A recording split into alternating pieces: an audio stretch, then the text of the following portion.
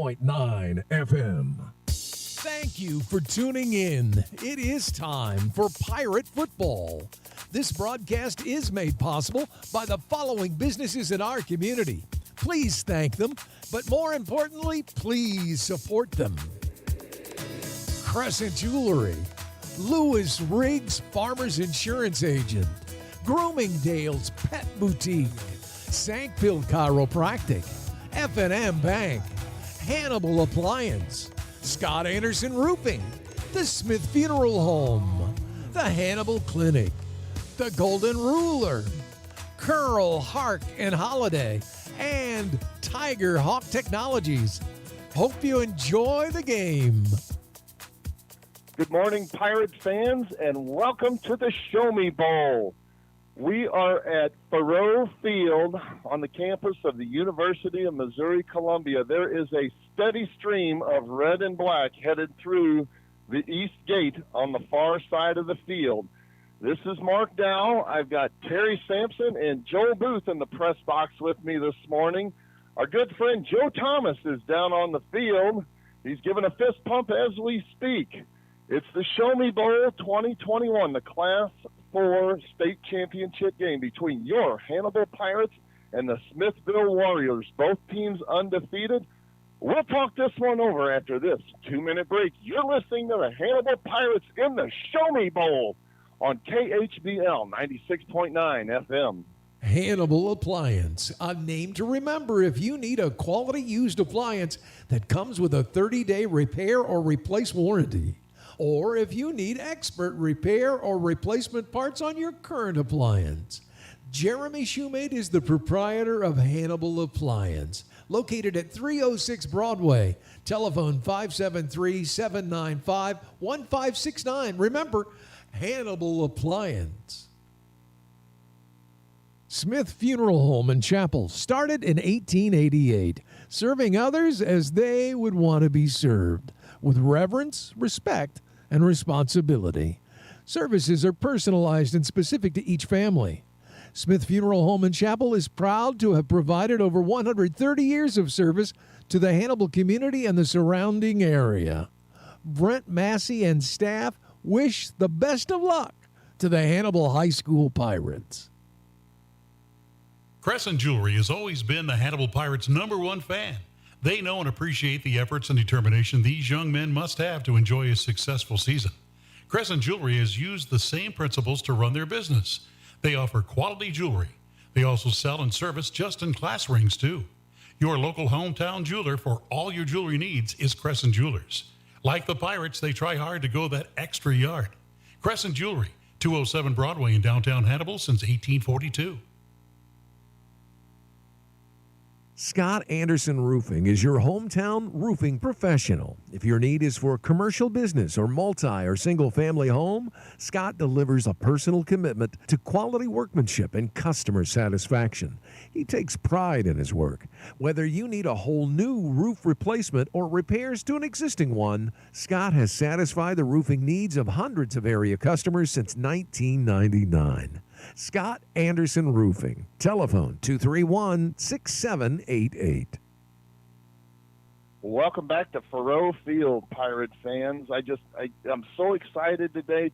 Terry, this is what it's all about. Oh, absolutely.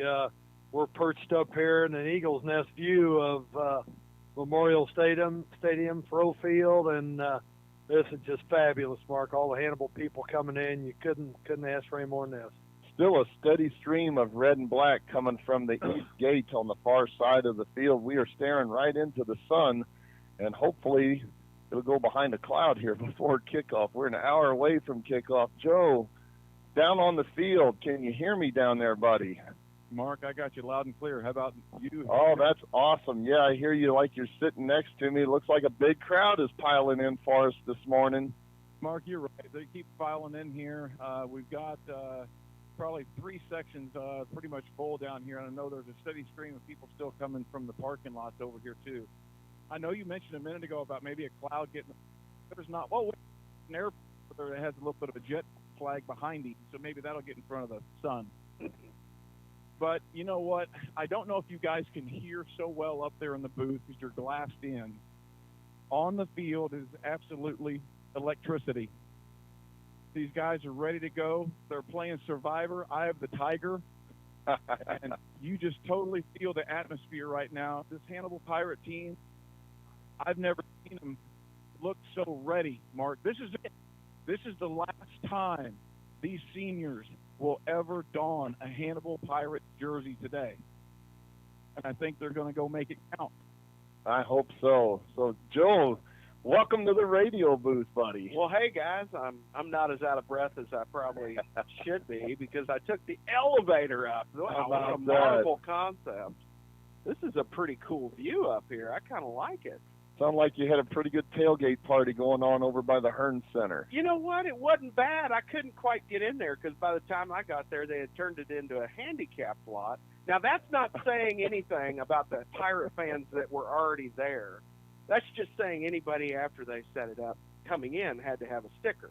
Was that once you got there, Joel? Is that when they turned it into? Well, the guy said, "I'm sorry, I can't let you in without a handicap sticker." I said, "If I was in Hannibal, I'd have one in 30 seconds because I could get some from somebody." But, you know, by the time I got to Lot A, Kathy Nemus handed me hers, and I said, "Well, let's go." But it was just too late. There's a pretty good tailgate party going on just below us on the west side of the stadium as well. Looked like the Hannibal cheerleaders and the dance team had a grill going this morning. I ran into my good friends John and Julie Sheffer. They were having a good time celebrating before the game. And I tell you what, they just keep piling in here, guys. Look at the sea of red and black in front of us. Well, we can't say enough about this, Mark and Joel, because I walked over from across from the basketball arena, and I walked down that hill, and I just kept running into Hannibal people. A lot of them I knew, a lot of them I didn't, but we're going to be awfully well represented here, Joel. Well, I tell you what, I'm looking at our crowd versus their crowd, and I know that not everybody's here, and it ain't game time yet, but it kind of seems like we got a few more. I don't know what that means. Both teams are out on the field right now. They're taking some warm-ups, tosses and such. The Smithville Warriors just headed out onto the field. They are white on white today. They are the road team. Hannibal is the home team for this game. They actually get to stay in the Missouri Tigers locker room. Talked to Ted Sampson a little bit last night about that, and he said that the team was very excited when they found out they were going to be the home team, and I'm excited as well. Their bench is right in front of us on the west side of the field, and it's just an exciting time all around. Joe. You were standing there, right there on where the Hannibal bench is going to be. I've walked this entire field and checking our reception earlier, Mark, and this place is. I'm kind of in awe right now. So if I get a little bit silent, it's just kind of like it's in that moment, and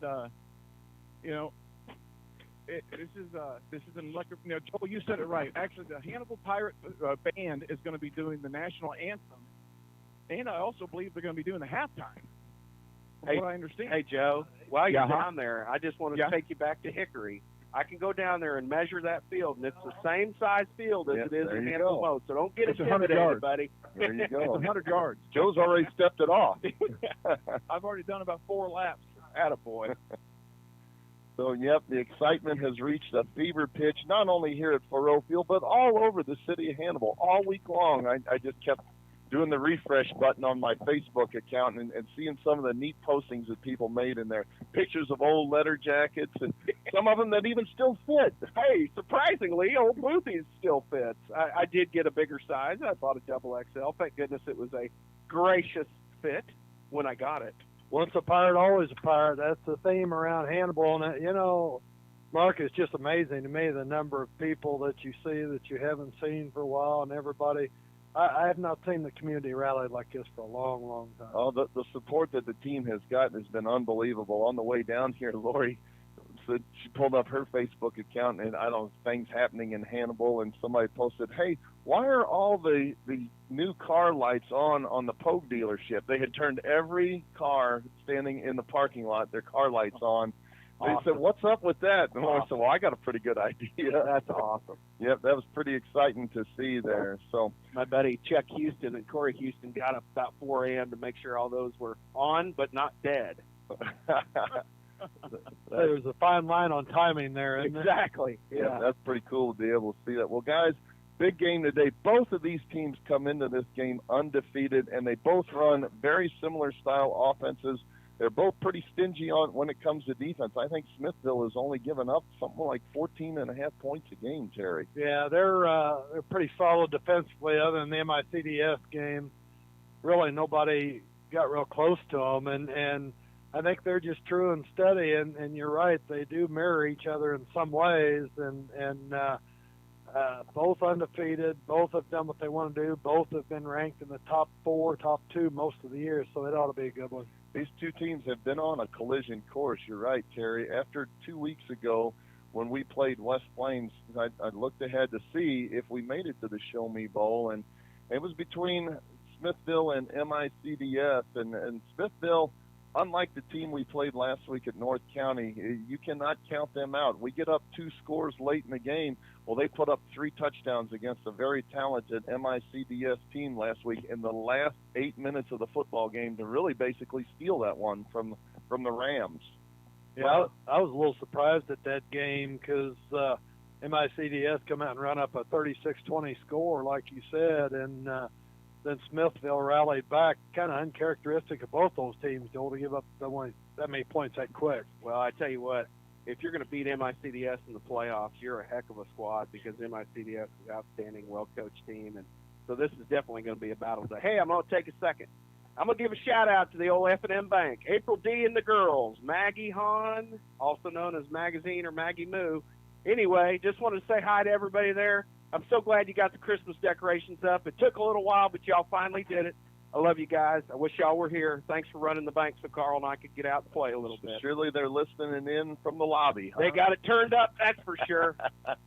So, Joe, why don't you make your way up into the Hannibal crowd there and talk to a few of the faithful if you can. They are really piling in here, and I'm sure there's all kinds of excitement happening right in front of you there.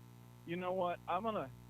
Can you still hear me? I'm kind of walking a little bit closer. Clear as a bell. Clear as a bell, Joe. Mark, Joel, the first contestant on Hannibal Wins today is Hurricane Wilson's father. That right in front of us last week. Right now, we're going to talk. You know what? These guys have had. This didn't start back in August. This started back in May, June, July. These kids worked for this for a lot more months than what the season has. They're posted on these programs and schedules. But from your standpoint, I want to get a little bit of kind of your feelings about what's going on with these kids. And you know what? Kane's a sophomore, and he's got 2 more years of this. And kind of what's it mean for you, the dad of Hurricane Wilson? Well, I'm going to tell you right now, it started way, way before them with these kind of guys. There's a tons of athletes and kids on this team that have really stepped up, and I was fortunate to be help coach these kids from first grade on, and the ones that are sophomores now, and they've been thinking about being in this field since they stepped on the field when they were first grade. Their mentality has never changed. It's never wavered. These kids have been on fire since day one, and it made it so easy as a coach because these kids already wanted it, and that's the part of an athlete you cannot coach is they have the drive, they have the motivation, they have the desire, and they want to put in the work. And these kids, hats off to them. That's just the way they are, and definitely hats off to the parents because raising kids to be in that kind of a caliber and ready for a situation like this at any time. That's what put us to where we're at right now today. I hope all of y'all got that because he just won with that answer right there. You can't trump that. That put it all in a nutshell. To have these kids playing youth football from 3rd, 4th, 5th grade and so on, and they've come to grow as a team. They've glued as a team together. They're a family, and now they're at this point, and this hard work and dedication is paying off. And I think that the seeing this crowd, Joel, they may have 1 or 2 more over here on the Smithville side, and we've got them still coming in droves around the north end of the end zone and packing this. We probably have 3 times as many fans over here. That's every bit of it right to our town about how much we support that football. And I think maybe our bathrooms are going to be used a little bit more because there was some guzzling going over there in Lot J. Our bathrooms may be used a little bit more, Joe. That's probably a true oh, my gosh. I don't know if David's got a mute button, but that was a good one. But, folks, just being down here on this field, Mark Al, you said it earlier, how fortunate we are to work with this crew of kids. and to grow on the sideline and get closer to these kids and seeing as young men and what they do, seeing them there, not even on the football field, but just in the town, just as a group of friends hanging out together. It just does your heart well. And, I can't thank this Hannibal Pirate and KHBL for letting me be a part of this. And, guys, Mr. Wilson, thank you so much, sir. So get him now, Joe, don't back up. Yeah. Don't sell Mrs. Wilson short. She's right down there near the party. You know what? We want to hear from Mama's perspective. I think she's running. She's getting back to like, oh no. She's starting to hyperventilate. I know. There's a little bit of hyperventilation going on here. Somebody get a popcorn bag. But from your perspective, how proud of you are your son and what he's done with the rest of the crew?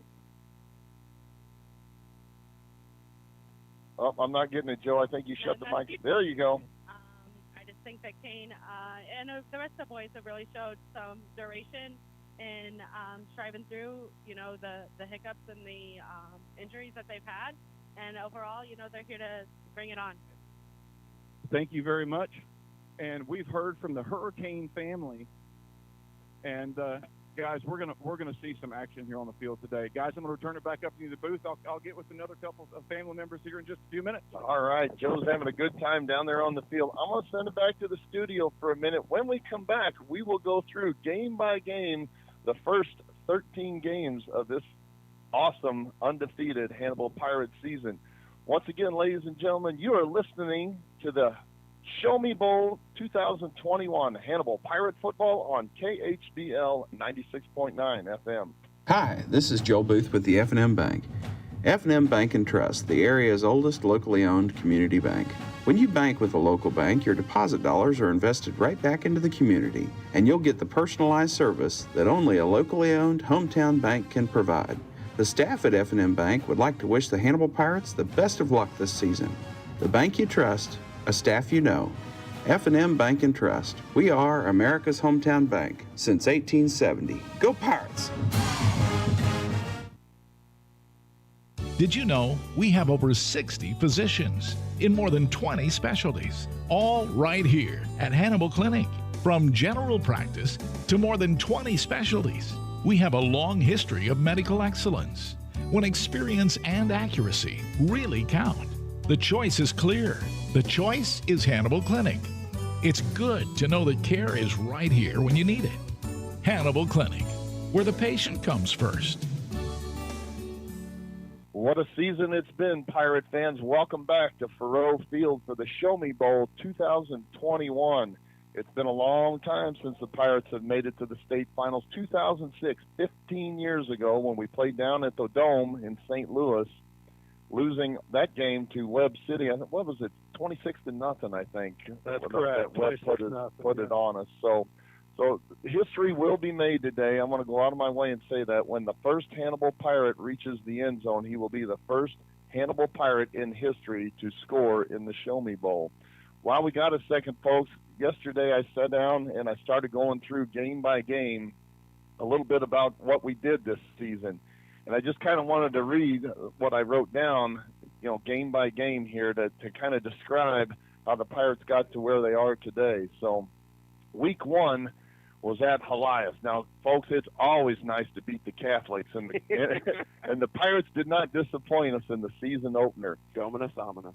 Trailing 7-0 at the Helias Crusaders, started their first drive of the season on their own 20-yard line. It was a short drive, though, when on the second play from scrimmage, Tyler Hardy intercepted the pass and boogied on into the end zone with it, the football, to put the Pirates up 13-0. He also recovered a fumble in that game, and the Pirates cruised to a 54-20 win over the defending state champions. Week 2, for over 50 years, the Jeff City Jays have been a thorn in the side of the Pirates.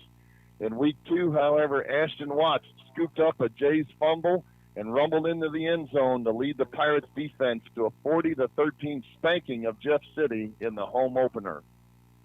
Week 3, my good friends Tim and Jim Long joined me in the radio booth for Week 3 versus Fort Zumwalt West. The game turned into a track meet. The Pirates hung 56 points on the Jaguars. I had told the Long brothers about what a special player Aeneas Williams is, and he didn't disappoint that night, scoring 5 touchdowns. Aeneas was our player of the game. Week 4, the Fulton Hornets were on the menu for Week 4 for the Pirates as Hannibal opened up the North Central Missouri Conference schedule. Marcall Humphrey led the Pirates to a 62-12 rout of the Hornets, and he was our player of the game. Week Mark, 5. You guys hear me? Yeah, I hear you, Joe. What you got down there? Below you here now. I'm actually in this crowd, this jungle of red right now. Kind of sitting here next to the father of a special kid on the team. Right here, I'm right now standing with Mr. Brandon Selly. Aha. Aha, Caden's that's exactly dad. right. So, Brandon, you know, Caden was out early this season, arm injury. Comes back and makes an impact right off the bat. We kind of floated through some of the first games that he came back there. It didn't have too much resistance, if you would. But when we got into the heat of it, came back to see Jeff City again, it started getting real. Then we go in Jeff City, Warrenton, we put a pounding on them, and then it got serious. West Plains, North County, here we are. This is it. I mean, this is every senior in high school's dream, right? And as a dad, I want to kind of speak a little bit from your perspective, you know, kind of seeing him go through his trials, tribulations, and then now to where he's at. I want to hear a little bit from Dad's side. What makes it really emotional is thinking back to the beginning of the season.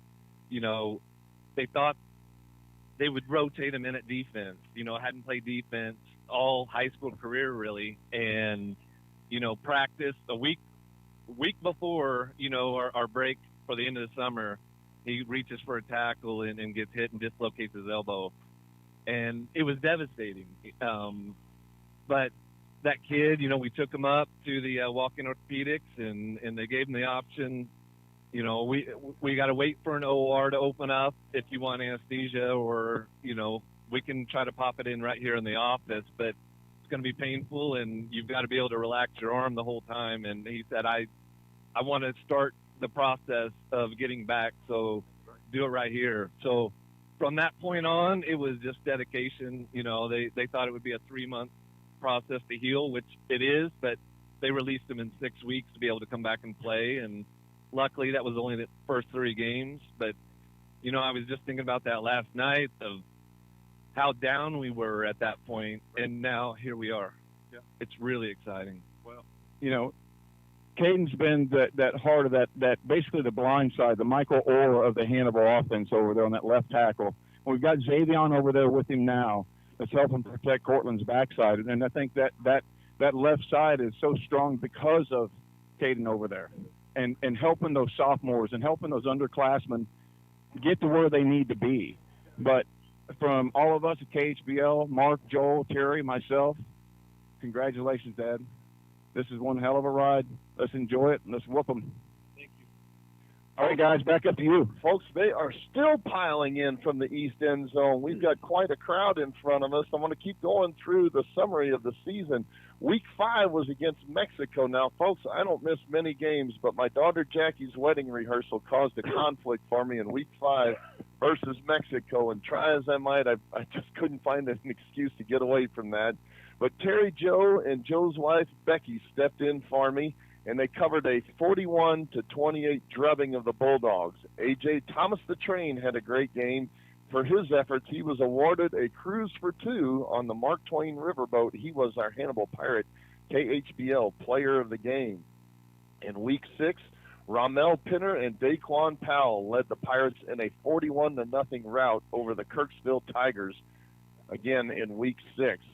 Week 7, the Pirates train rolled into Moberly in Week 7, and quarterback Cortland Watson had a great game throwing the football, and he pretty much made mincemeat out of the Spartans' defense, 48-14. Week 8, the Pirates finished off a perfect conference record in Week 8 with a 55-0 shutout of the Marshall Owls. We all agreed it was time to show a little loving to the offensive line. Ryan Ross, Austin Wilhoit, Kanye Washington, Briley Cunningham, and Caden Selly enjoyed some Knights of Columbus fish sandwiches at the Folklife Festivals. They were our Hannibal Pirates KHBL Players of the Game. In Week 9, the Pirates completed their regular season undefeated with a 42-26 road win versus Columbia Battle. Now, it'd been a while since the Pirates had beaten the Spartans, but Jackie Boy Parker and the Pirates would not be denied. Parker had a great game covering a much taller wide receiver, and he pretty much shut him down. Week 10, the playoffs started. The Warrenton Warriors postseason came to a quick halt when Kaiser Greenwell led the team to a 70-point win in the Pirates' first playoff game. Week 11 was a repeat. Jefferson City came to Porter Stadium for the district championship game. They had a little swagger there, Joel, after winning 6 of their last 7, but Hurricane Wilson sent them packing, and the Pirates went on to a district championship 47-0 shutout of the Jays, Joel. Woo, boy, wasn't that fun to see, man. That was retribution. Like I said, they had a little bit of swagger coming into that game. They had a running back that hadn't played against the Pirates in the Week 2 matchup, and he had something like 1,500 yards rushing and something like around 30 touchdowns since that time. But like I said, the Pirates pitched a shutout that night and took the district championship 47-0 over the Jays. So Week 12, well, folks, it was time to find out if the Pirates were for real or if they'd come up short like so many previous seasons. Brady Zimmerman and the rest of the Brady bunch, though, decided they wanted to play some more.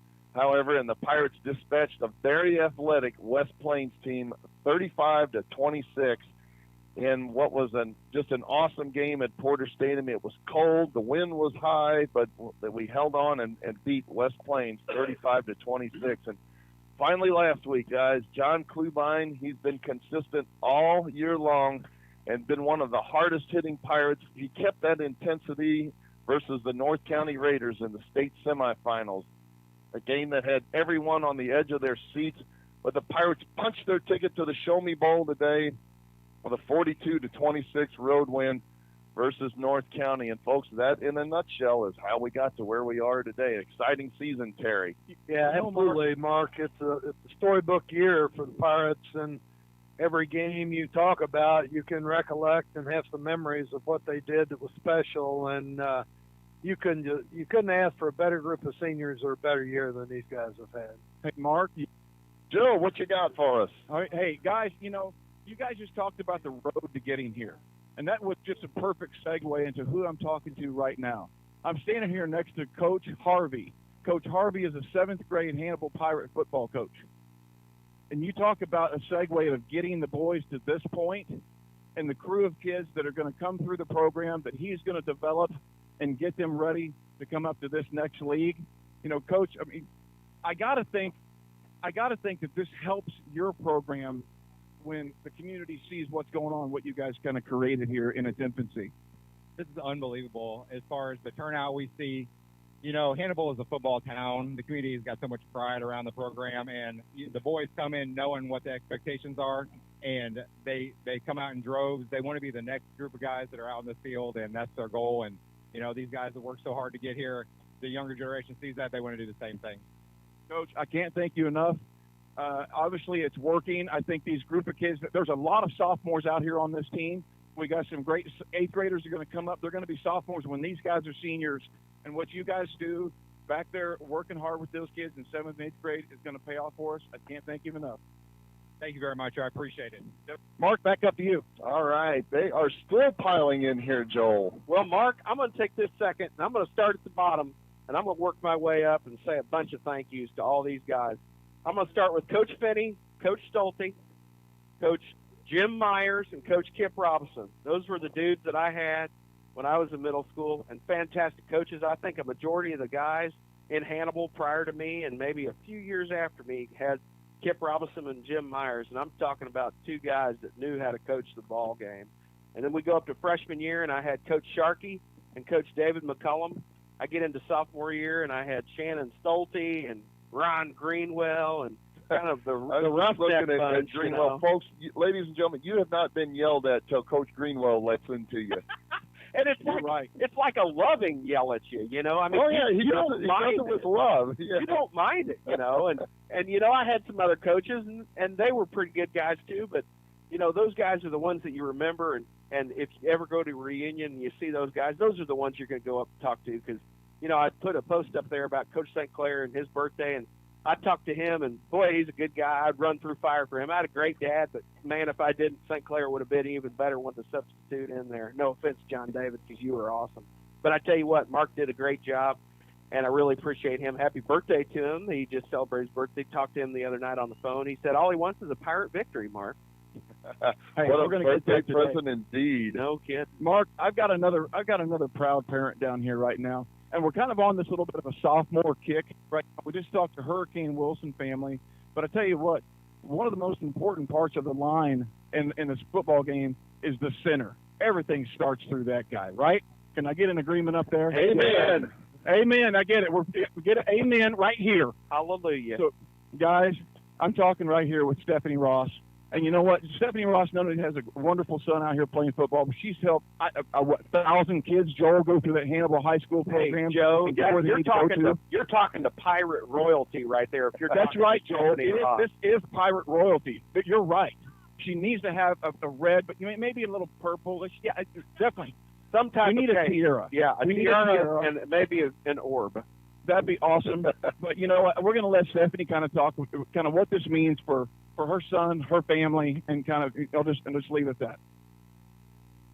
I am so excited, not only for my son, but for all the other boys, former, all the past Pirates that have maybe, got to the quarterfinals and come up short. I always tell the kids they're all my kids, and I couldn't be more excited for this. It's a dream, and somebody said I didn't have very big dreams, but this is a dream, is to be at the state championship with the Hannibal Pirates, but not only this state championship, my son's in it. So I'm so excited, and I know they're going to bring it home to Hannibal, so go Pirates. Guys, that is Miss Royalty, Stephanie Ross. That's right. And we'll give it back to you. Joe is having an absolute ball down there in Mark, the crowd. can you read that warning? Ladies and gentlemen, my wife just brought me a sign that is hung up here this afternoon. I think this is more for college, but I'll read it to you anyway. The Football Writers Association of America. On behalf of the Football Writers Association of America, be reminded that this is a working press box, and cheering or any other disruptive behavior will not be tolerated. I'm not liking this at all. Wow. Violators will be asked to leave and may be subject to further disciplinary action. Your full cooperation is appreciated. Ladies and gentlemen, any of you that have listened to me know that I get a little emotional for these games. And like I said last week when we were down there at North County, if you hear a lot of shouting and a lot of yelling, a lot of screaming, banging on the top of the metal platform that we were standing on, basically you just know something good is happening. That was me. Yeah. So, we'll be as respectful as we can, but you're listening to three people that are not professionals by any means. We are not journalists. We're But I just can tell three you this, rabid football we fans. are three rabid football fans. We love the Hannibal Pirates. We bleed black and red, some of us purple and gold. But I can tell you this much right now. There's not a kid on that team that we don't love like our own son, that's for sure.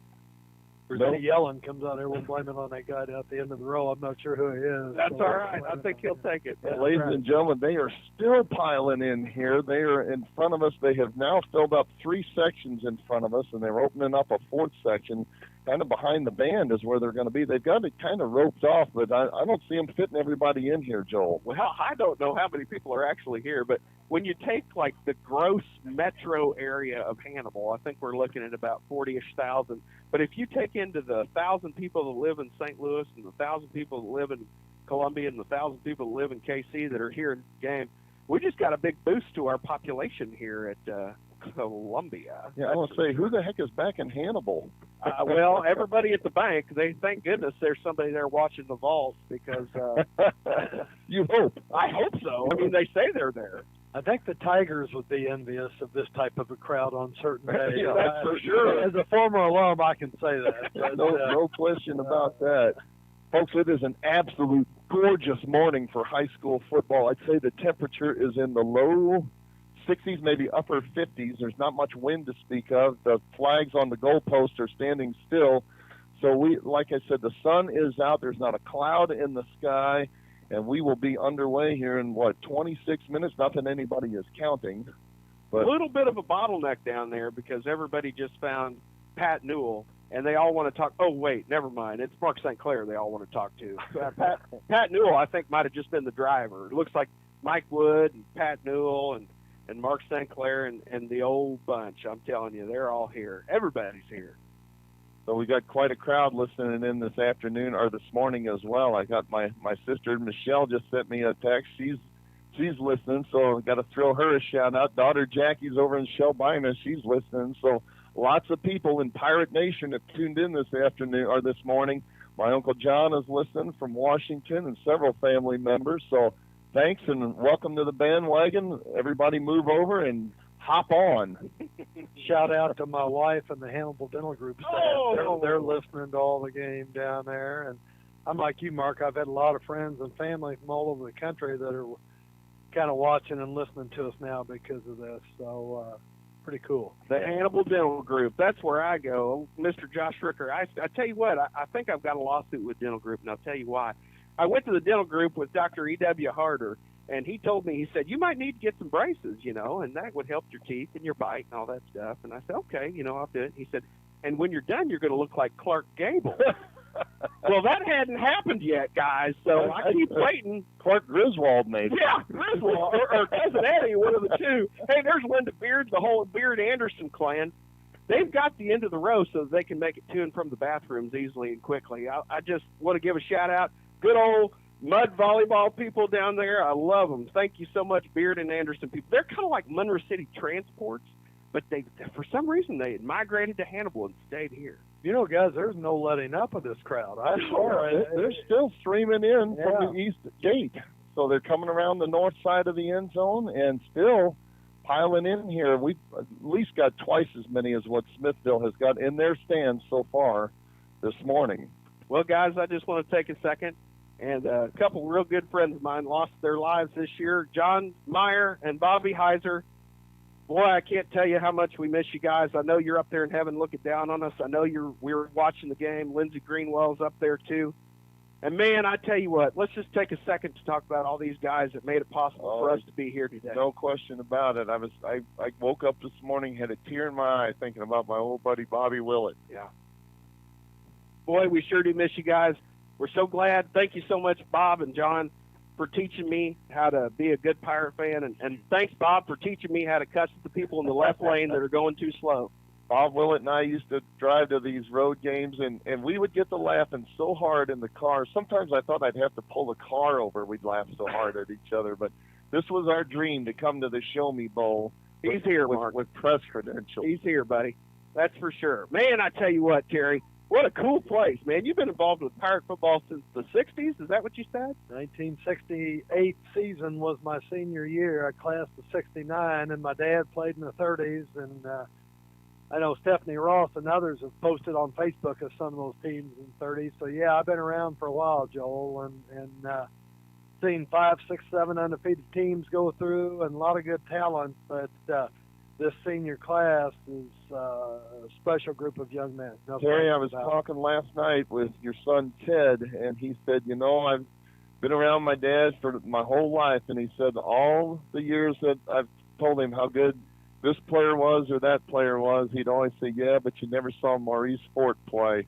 He said this is the first year where he said, I think I found somebody who was better than Maurice Fort. Yeah, there was no question in my mind with the Griffeys and the Williams and all the special running backs come through Hannibal that Maurice Fort was the best overall athlete. I think he graduated in 64 or 5, went on to play at the University of Minnesota in pro football. But I think Aeneas, especially at his age, has got more all-around talent, maturity, physical sense, speed. That God-given speed you can't coach. And the moves he makes, I'd like to think he's probably the best I've seen. Well, I tell you what, I'll just take one quick second to tell you a little bit about his dad. Lydell Williams was a good friend of my brother David's and played football with him. Neat guy. Got to see a few pictures from Lydell over the years, and, of course, Lydell's grandfather, Hannibal standout. He went down, I believe, to Missouri Western and roomed with a couple of people down there. And just want to give a shout-out to a good buddy, big, huge Hannibal Pirate football fan. Jack Calvert. Jack can't be here today because his father-in-law tragically passed away, and so he is attending his father-in-law's services today. And I know that his heart is here. As a matter of fact, Jack, I can see it over there.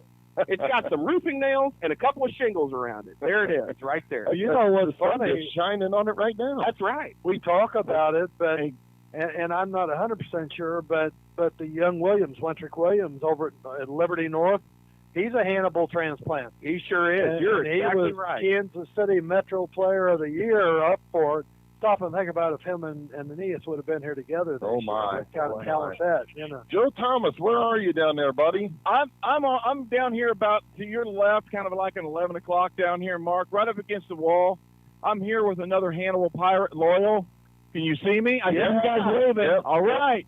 Gotcha. So, guys, I'm here with Mr. Justin Parker. Oh, yeah. That's right. Oh, Hi to we know where this JP. is leading into, right?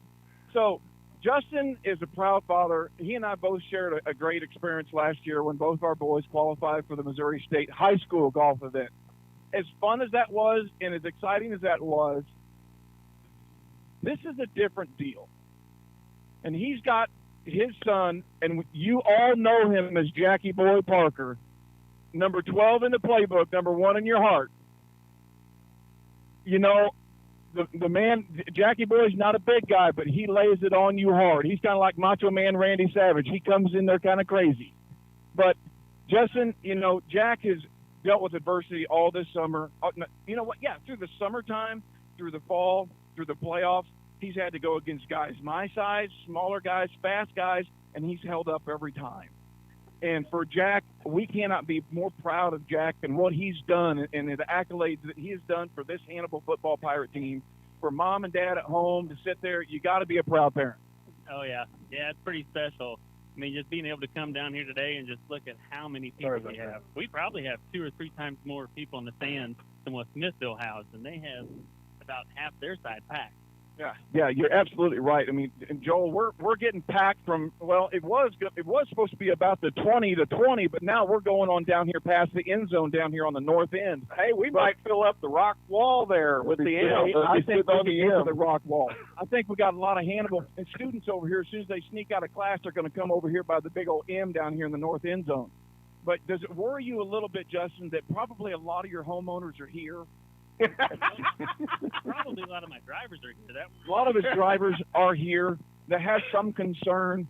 Tell them get home before dark when the deer can. That's right. Get home before dark. Don't speed. Plenty of time. Hannibal's still there. That's right. That's right, baby.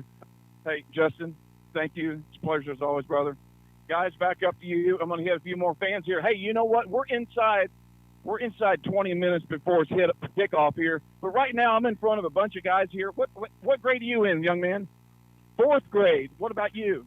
1st grade. Oh, 1st grade. Hey, look, I got Smashton Watts' younger brother here right now. You know what this guy's going to be. That's the next generation there. That's the next generation. Smashton Watts right here. You know, then we got Big Nicholas Thomas, who's an 8th grader, at 6'4", 215 pounds. We've got a whole bunch. We got Alex and Arthod and Patrick Arthod. Hey, guys, is Hannibal Pirates That's what I'm talking about. Back to you guys. All right, there you have it, folks.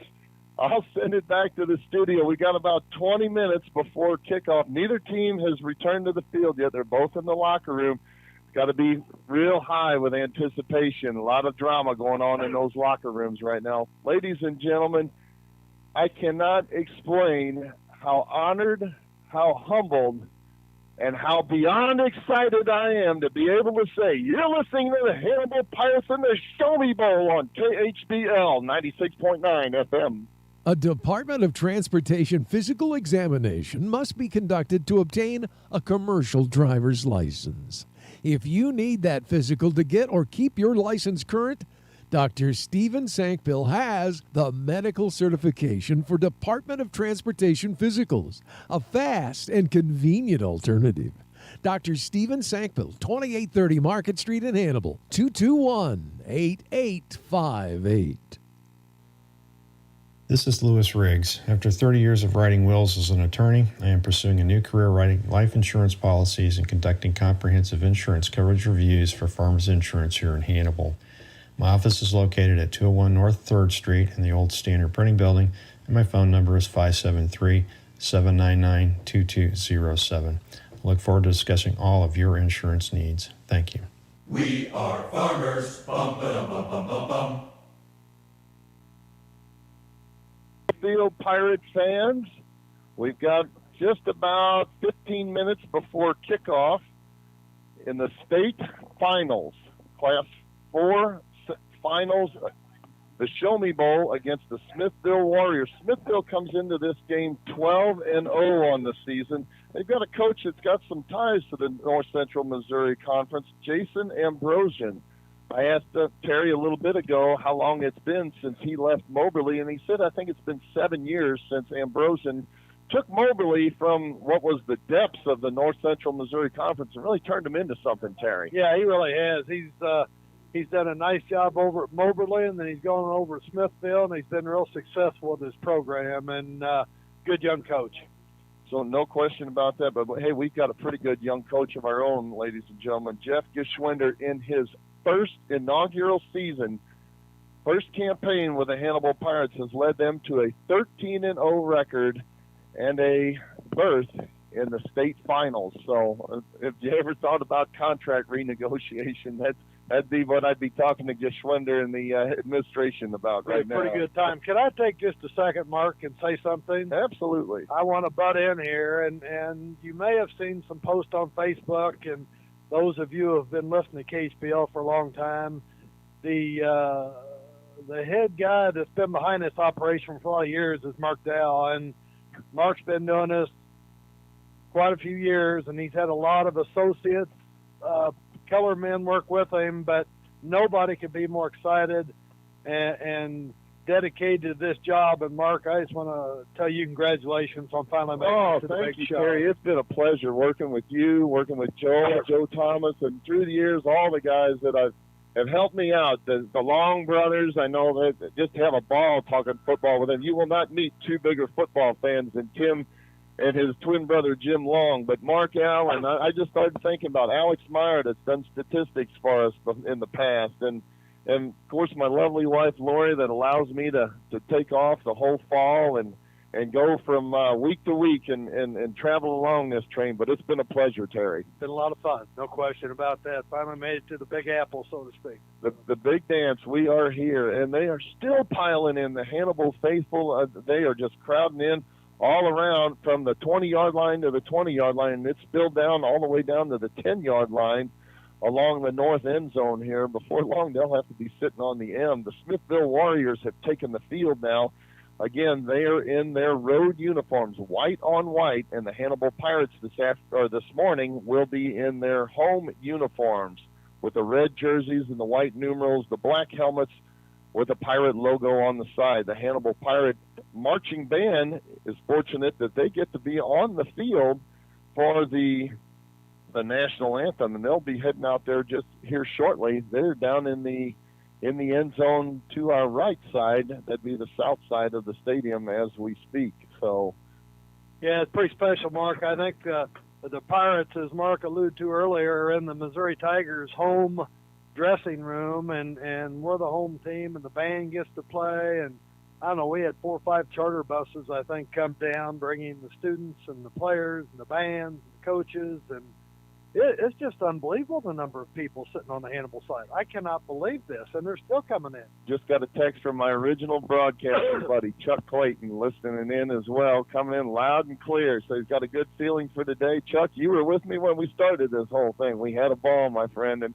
I miss you being down here today, but I'm glad you're listening. Also got a text from my old buddy Ray Calhoun. He's a former Pirate, listening in O'Fallon, Missouri this morning. So I just got a text, Mark, from a high school buddy of mine, Rich Heiser, who used to have Hannibal Magazine. Rich is in Imesville, Maryland, and he's listening to us on KHPL. Oh, that's exciting. So it's so nice that Danny Norman got the YouTube feed working last week, and we certainly appreciate his efforts. So all of Pirate Nation, wherever you are, thanks for listening in this morning. And we will be here short. Oh, wow. Can you hear that, ladies and gentlemen? I'm going to throw it down to Joe Thomas. He's down there. They just introduced the Pirates, and the place went bananas. Folks, They just brought out the. Sorry, guys, we're getting ready to release the guys out of the locker room here.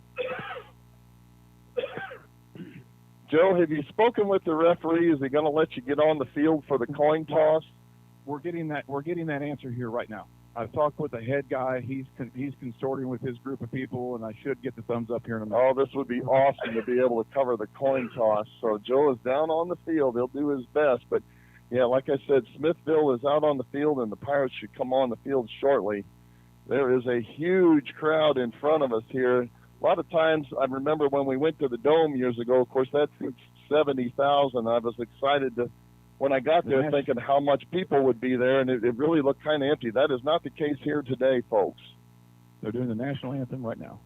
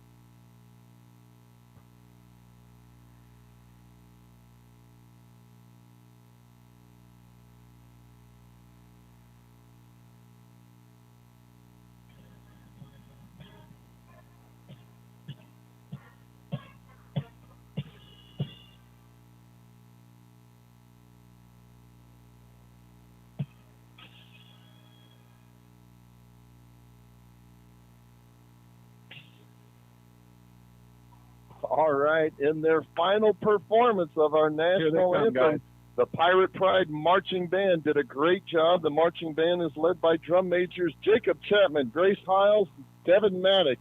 Thank you for their efforts today. The Pirates are now taking the field, ladies and gentlemen, and this big Hannibal Pirate crowd rises to their feet.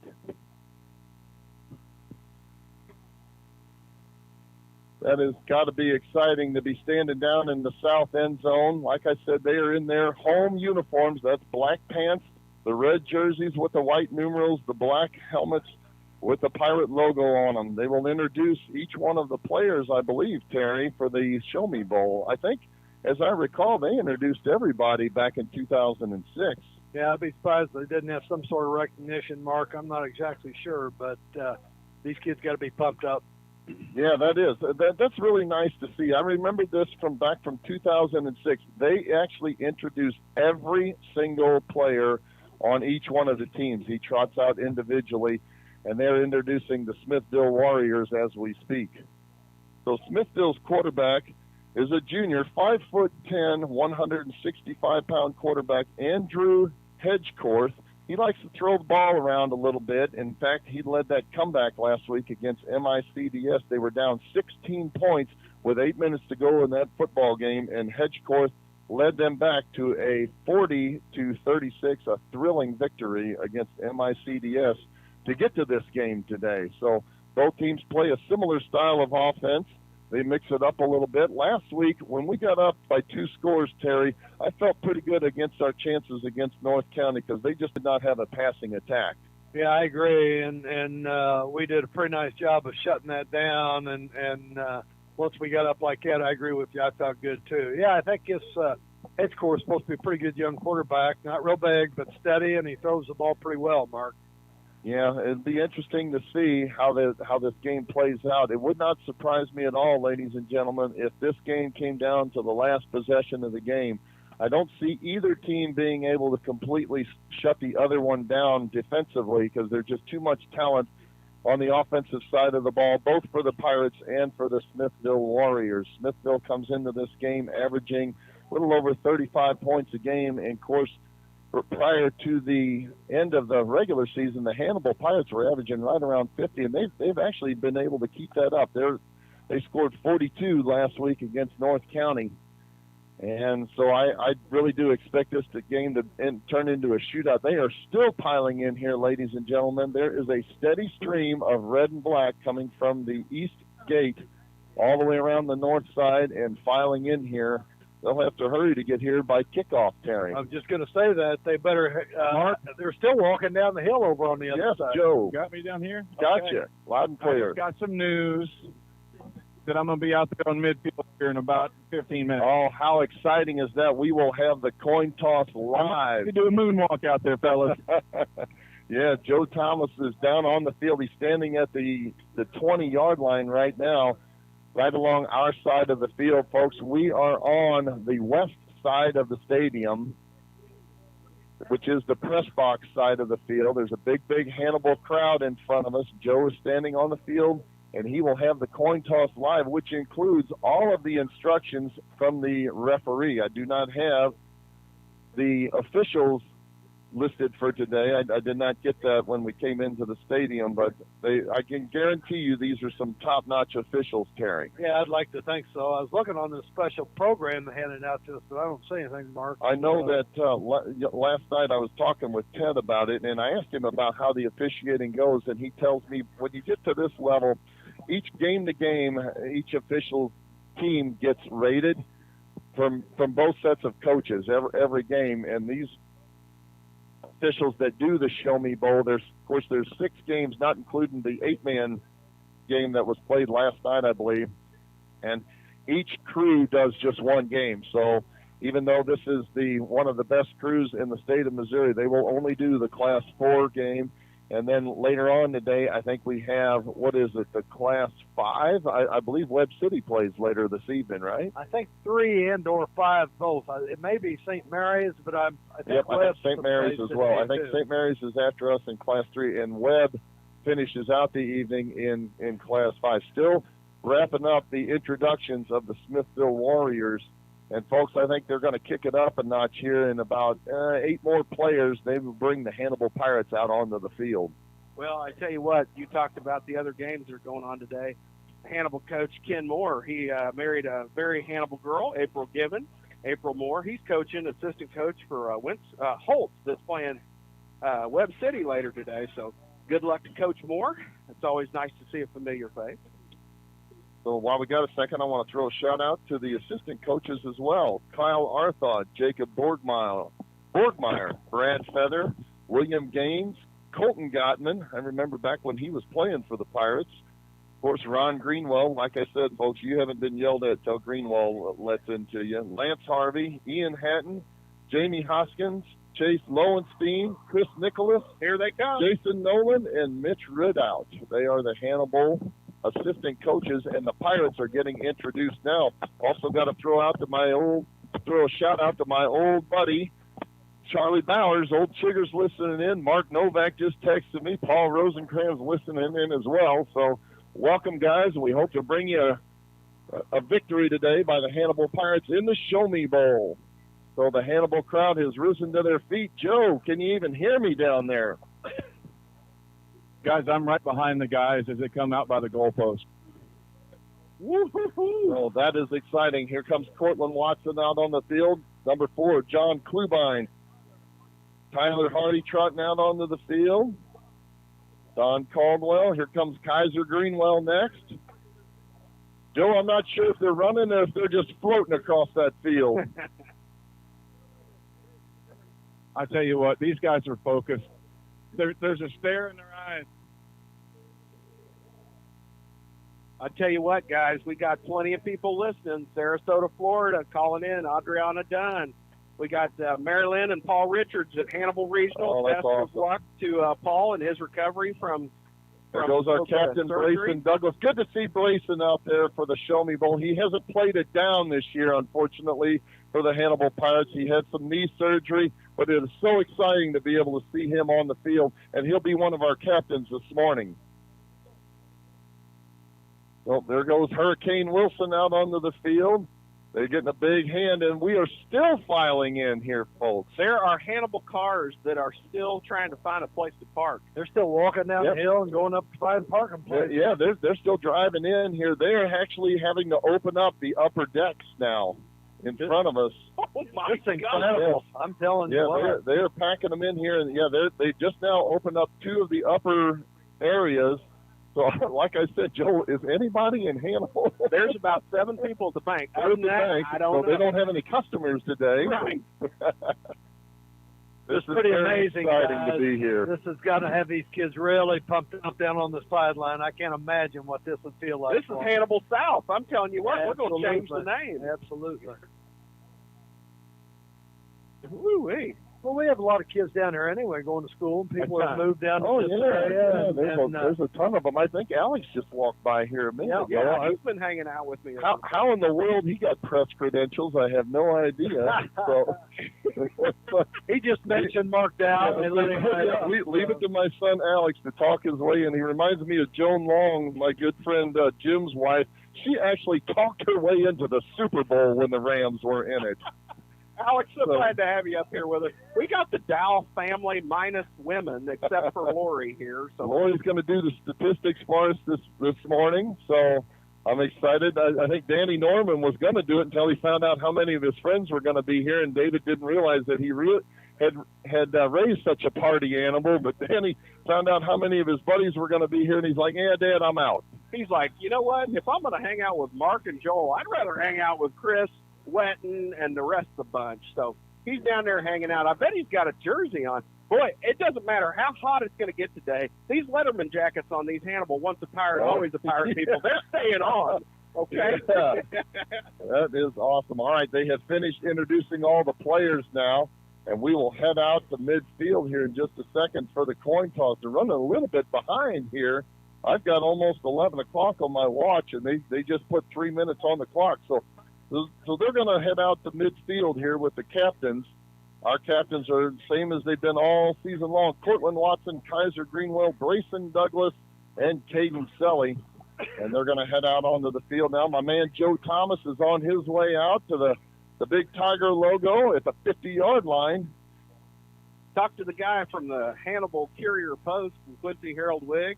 Welcomed him in. As a matter of fact, I showed him a few shortcuts how to get up here without having to wait on the elevator. All right. Can you hear me down there, Joe? Got you loud and clear, Marcus. Oh, this is awesome. Yeah, he is headed out. The captains are meeting out there on the 50-yard line now. Joe's walking around to get the referee's perspective here, and I'll send it down to the field live for the coin toss.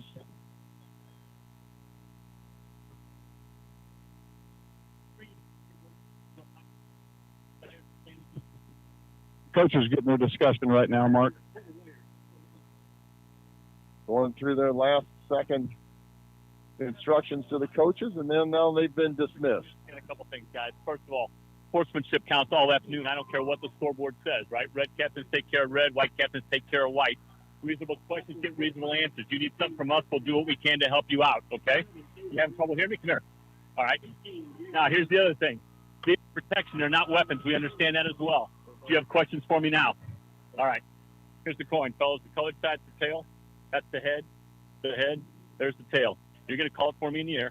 Captain, you repeat what he tells me. Mr. Mitchell repeats it. I repeat it. If I drop it, we're doing this thing again, okay? Give me a little space. We can do this. Here we go. There's tails. Tails.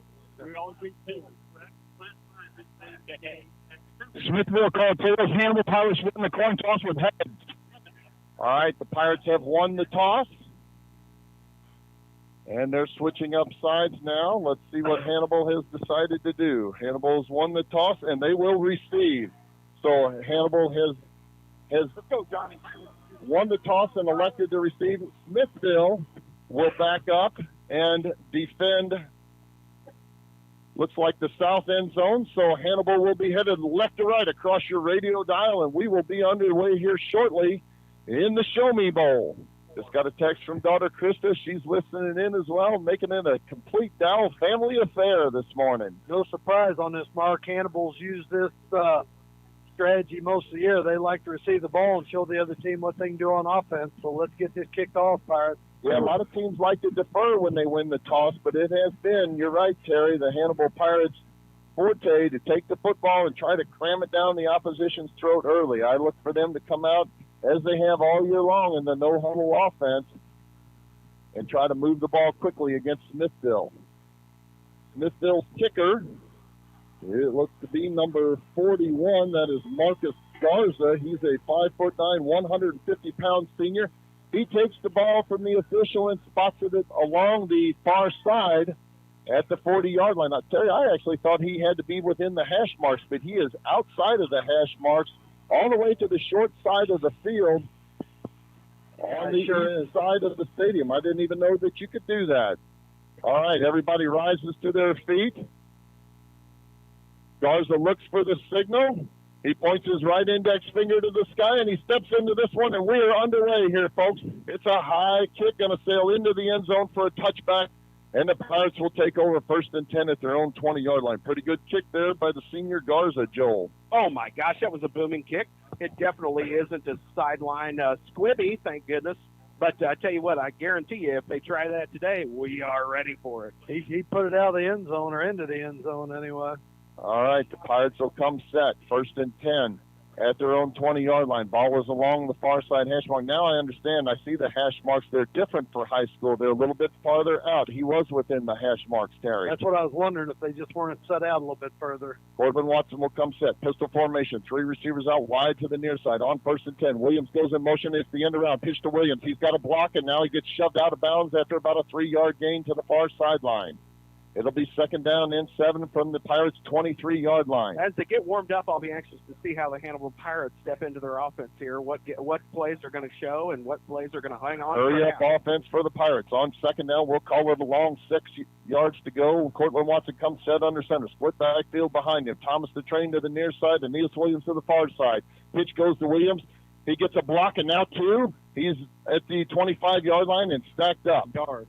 He'll pick up a couple of yards there. It's going to make it 3rd down and 5. They definitely have their number for number 22 set in sights and ready to go, Terry. Yeah, they're going to have to keep an eye on him. My guess is we're going to have to loosen it up a little bit. We talked last week, those underneath passes. Williams got a pretty good spot on that. They'll give him a couple of yards. It'll be 3rd down and 4 from the Pirate 26-yard line. Out of the shotgun formation, Cortland Watson comes set. Williams goes in motion now, left to right. Play action. No, it's a quarterback keeper, and he's got a 1st down. He's across the 30-yard line to the 31. Golf clap there. We have to maintain our professional presence in the box.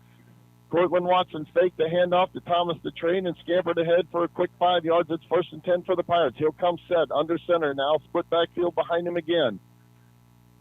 Watson takes a snap. Handoff Williams left side. Nothing doing this time. He gets maybe a couple of yards on that carry. He's out to the 33 to the 34-yard line. They're actually going to give him about 3 yards on that carry. Well, I don't necessarily know that wasn't ungracious. I just think we have a referee crew here that knows how to stop when the ball gets going. Pretty good spot on that football. On 2nd down and 7 now. Watson comes set under center again. Long play count. Takes a snap. Handoff Thomas the train. He's across the 35 to the 37. All the way close to the 38-yard line, but it's going to bring up 3rd down and about 4. Perfect. Run. Now what's going on? They're setting it up. Actually, they're giving him another good spot all the way out to the 39-yard line. 3rd down and 3 for the Pirates. Ball was along the near side hash mark. Cortland Watson stares to the near sideline. Gets the play from head coach Jeff Geschwinder. Daquan Powell trots out onto the field. He'll bust out wide to the far side with John Klubine to his left. On 3rd down and 3, Cortland Watson will come set. Pistol formation this time. Thomas the deep set back behind him. Williams goes in motion, right to left, handoff to Thomas. Thomas goes across the 40-yard line. He'll have a 1st down. He needed 3 yards, and I think he got 4, Terry. Yeah, that's an absolutely good call. Good push by the line and good run by Thomas, so we got 1st down there, Mark. 1st and 10 for the Pirates. They've yet to put the football in the air.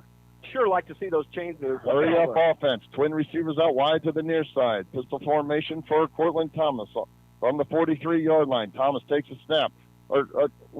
Takes a snap. Watson, he's going to get knocked down. No, he's able to hang on to his feet. Now he's got the football, and he's lucky to get back to the line of scrimmage. They almost sacked him. He put the ball down. It was a play-action pass, and they chased him around, but I think it was well covered downfield there, Terry. Yeah, that was really good coverage. They had 2 or 3 men going out on different routes, and Cortland got crowd in the backfield. Good coverage, good pressure, and nothing doing on that one. Fortunate to get no gain on that because they had it for about a 5-yard loss. Absolutely. All right, Watson comes setting again now with a single receiver out wide to the near side with a single tight end set now. Williams comes in motion again. Handoff to Thomas. Thomas breaks a tackle at the line of scrimmage. Scampers out to about the 45-yard line, but it's going to be 3rd down and long We'll call it 3rd and 8 from the Hannibal Pirates 35-yard line. Mark, I tell you what, this Smithville defense knows exactly how to defend this offense. Hurry up offense for the Pirates. You got to throw the ball a little bit, Joel. I think you're right, Terry. Cortland Watson gets the play, and now he calls it at the line of scrimmage. Twin receivers to each side of the field. On 3rd down and 8, Watson takes a snap, 3-step drop, looking to throw. Throws the ball to the near sideline. He's looking for Williams. It's intercepted at the 40-yard line, down to the 50-yard line, and tackled at the 50-yard line by Daquan Powell. They baited him into that one, Joe. He threw it into kind of triple coverage. Exactly, and Mark, before that has worked, but I tell you what, this secondary for Smithville, I think, is going to be one of the better secondaries that we've played against all season long. As Smithville offense steps up to the ball, Hannibal's defense got to make a save. No question about it. They baited him into that one. Actually, when I first looked, it looked like Aeneas was open, but he was a bit underthrown on that, and Smithville was able to pick it off. I'll be honest with you guys. One thing worries me. We can't go the well too often. There's other good receivers. We got to throw that ball underneath. Absolutely. Smithville's got good field position now. 1st and 10 at the Hannibal Pirate 49-yard line. Hedgecourt comes set. Shotgun formation.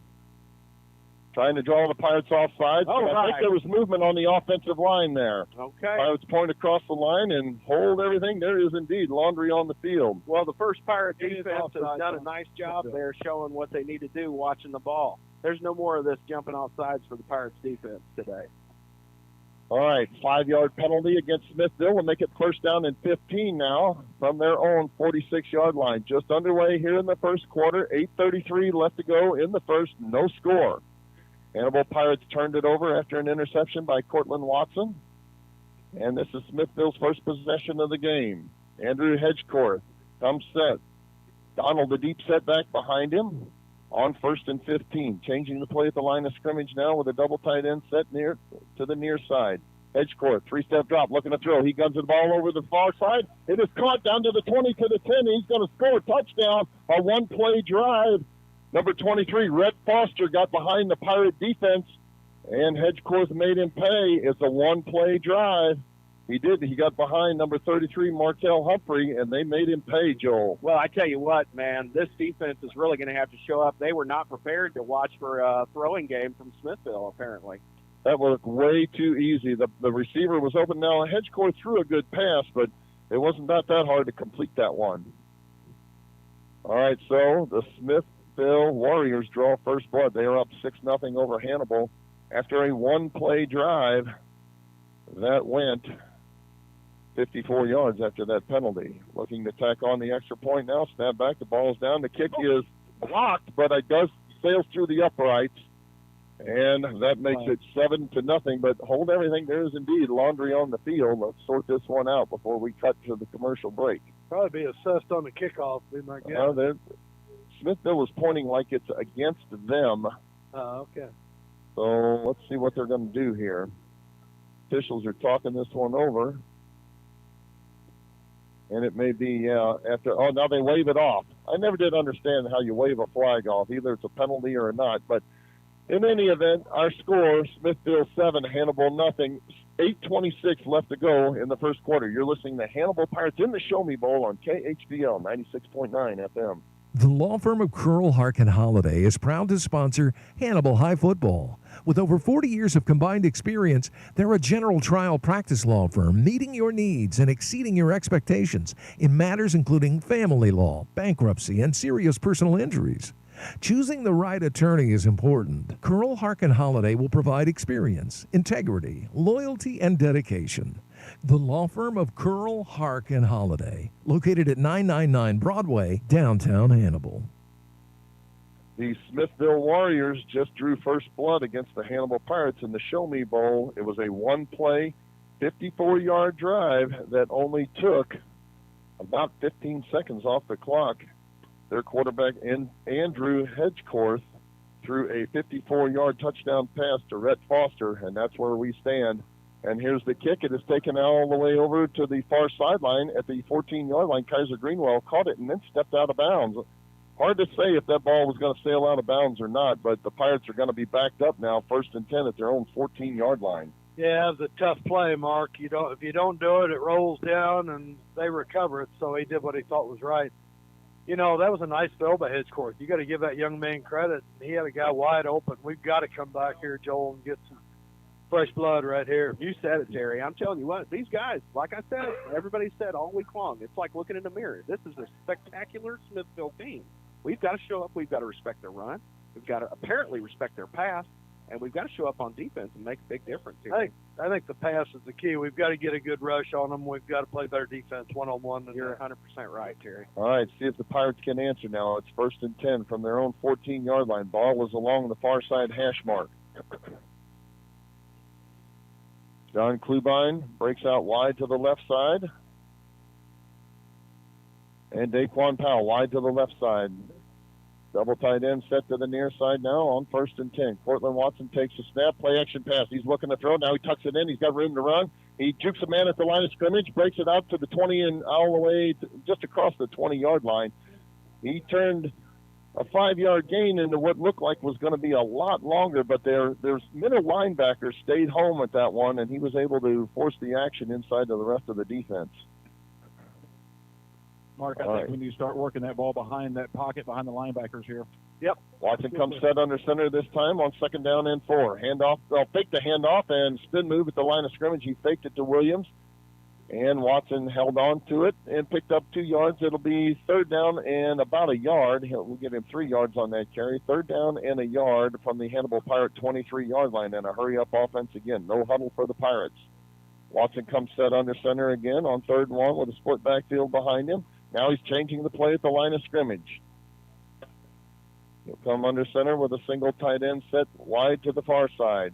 Hand off to Thomas the Train. He's hit at the line of scrimmage, and that was all A.J. Thomas. He ducked underneath and picked up the 1st down at the 25. Sure was. That was hard running, Mark. He got that on his own. You're right. That was all Thomas the Train. So the Pirates move the chains. 1st and 10 at their own 25-yard line. Ball's along the far side hash mark. Twin receivers out wide to the near side. Now Aeneas Williams comes set in the slot to the near side. Here's a handoff to it's actually to Tyler Hardy. Tyler Hardy's got it at the 30-yard line, and he's shoved out of bounds all the way at the 34-yard line. So he picks up 9 yards on 1st and 10, and the Pirates are in business now, 2nd down and 1. Good looking run by Tyler Hardy. That's the Tyler Hardy we've grown to know and love. Like you said, Terry, somebody else has to step up. It cannot all be Aeneas Williams, and Tyler Hardy did on that play. Absolutely. Hardy will come set as a lone setback this time. Three-step drop for Watson. Now he's going to take off and run. He's got room to run. Jukes a man at the 35 and all the way out to the 39-yard line. Well, he'll have another Hannibal Pirate 1st down. Smithville stays at home. They're not going to give up a big play on that run, but he did pick up a 1st down. Man, I tell you what, Mark, this Hannibal sideline is impressive. But I tell you, Smithville brought everybody from Smithville because there's 8,400 people there, and there's a darn good portion at of least the population 10% here. of them are here. That's right. All right, here's a high snap on the to Aeneas Williams. They ran the Wildcat offense there, but they almost snapped it over his head. Getting hit back in the line of scrimmage was nothing short of a miracle. Yep, you said it, Joe. They snapped it almost over his head, and Aeneas Williams had to grow about 4 inches to bring that one down. He actually picks up about 1.5 yards on that carry. All right, now 2nd down and 8. Cortland Watson will come set again in the pistol formation. Well, he's going to have to hurry it up here because the play clock is down to about 13 seconds now. And now he'll come set out of the shotgun formation with the twin receivers to the near side of the field. Here's a pitch play out to the far side to Aeneas Williams, and they sniff that one out. He's going to lose 3 yards on that carry. That was not crisp at all, Terry. No, it absolutely wasn't. And number 9, I believe it was number 9, made a phenomenal stop on that. And they're gearing for Wintrick, or for Aeneas. That's not going to work. They're going to have to loosen up a little bit. That's 3rd down and long now. 3rd and 12 for the Pirates from their own 38-yard line. 5:41 left to go in the first quarter. Pirates trail this one 7-0 against Smithville. Cortland Watson will come set. Pistol formation again. Williams goes in motion. 3-step drop. Now it's a pass play, and there's nobody there. Pass was intended for Markel Humphrey, but he got blocked on that play. It was a screen pass, and he had room to run, but the ball was 5 yards behind him. I don't know what that was, Mark, if somebody just messed up on the route or... Yeah, I think Markel was supposed to go out for the pass, and he got tangled up into that blocking scheme, and it was kind of a timing pattern there. So when Watson threw it, there was nobody there to catch it. There was there was nobody there to catch it, but if there was somebody there to catch it, there was nobody there to catch it. Yeah, so they'd still be running. All right, Aeneas Williams now to punt this one. And he steps into this one. It's a left-footed punt, taken at the 30-yard line, and a fair catch made there by Smithville's number 3, Kellen Nitchie.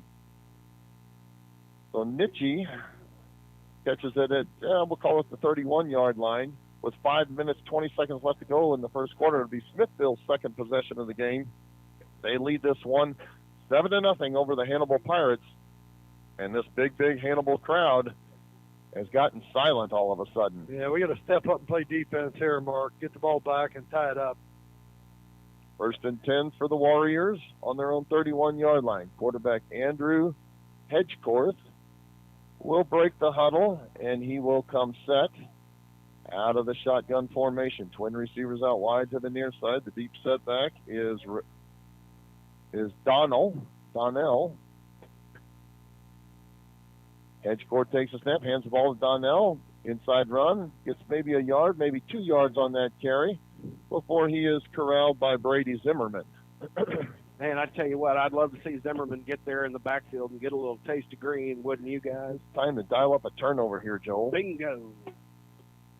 2nd down and 8 now for the Warriors. They do not get in a hurry whatsoever. They go into the huddle. Very deliberate. Yep, they're a big team as well.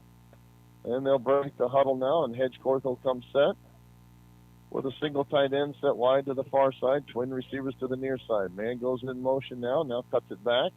3-step drop, there's a pass play. It is tipped at the line of scrimmage, but completed, and for a first down to number 3, that's Kelton Nitchie. Nitchie has got a first down for the Pirates. The Pirates tipped that one at the line of scrimmage, but he still caught it.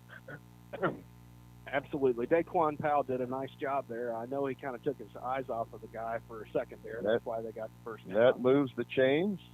Hannibal looking a little sluggish like they did the last 2 weeks in the first quarter. You cannot afford to do that against these really good teams, Terry. No, you really can't because they're deliberate and take a little time off the clock. You got to stop them. Hedgecorth will come set now on 1st and 10 from his own 42-yard line. Takes a snap. Quick handoff to Donnell. Donnell hits the line of scrimmage, breaks a tackle, and now he's across the 50-yard line. I tell you what, the Pirates had him at the line of scrimmage, but he was able to squirt it out to about an 8-yard gain. Guys, this is just a running offense here. There's nothing fancy going on there. No, I mean, we'll give him 9 yards on that carry there in the Hannibal territory now. It's 1st and 10 at the Hannibal Pirate 48-yard line.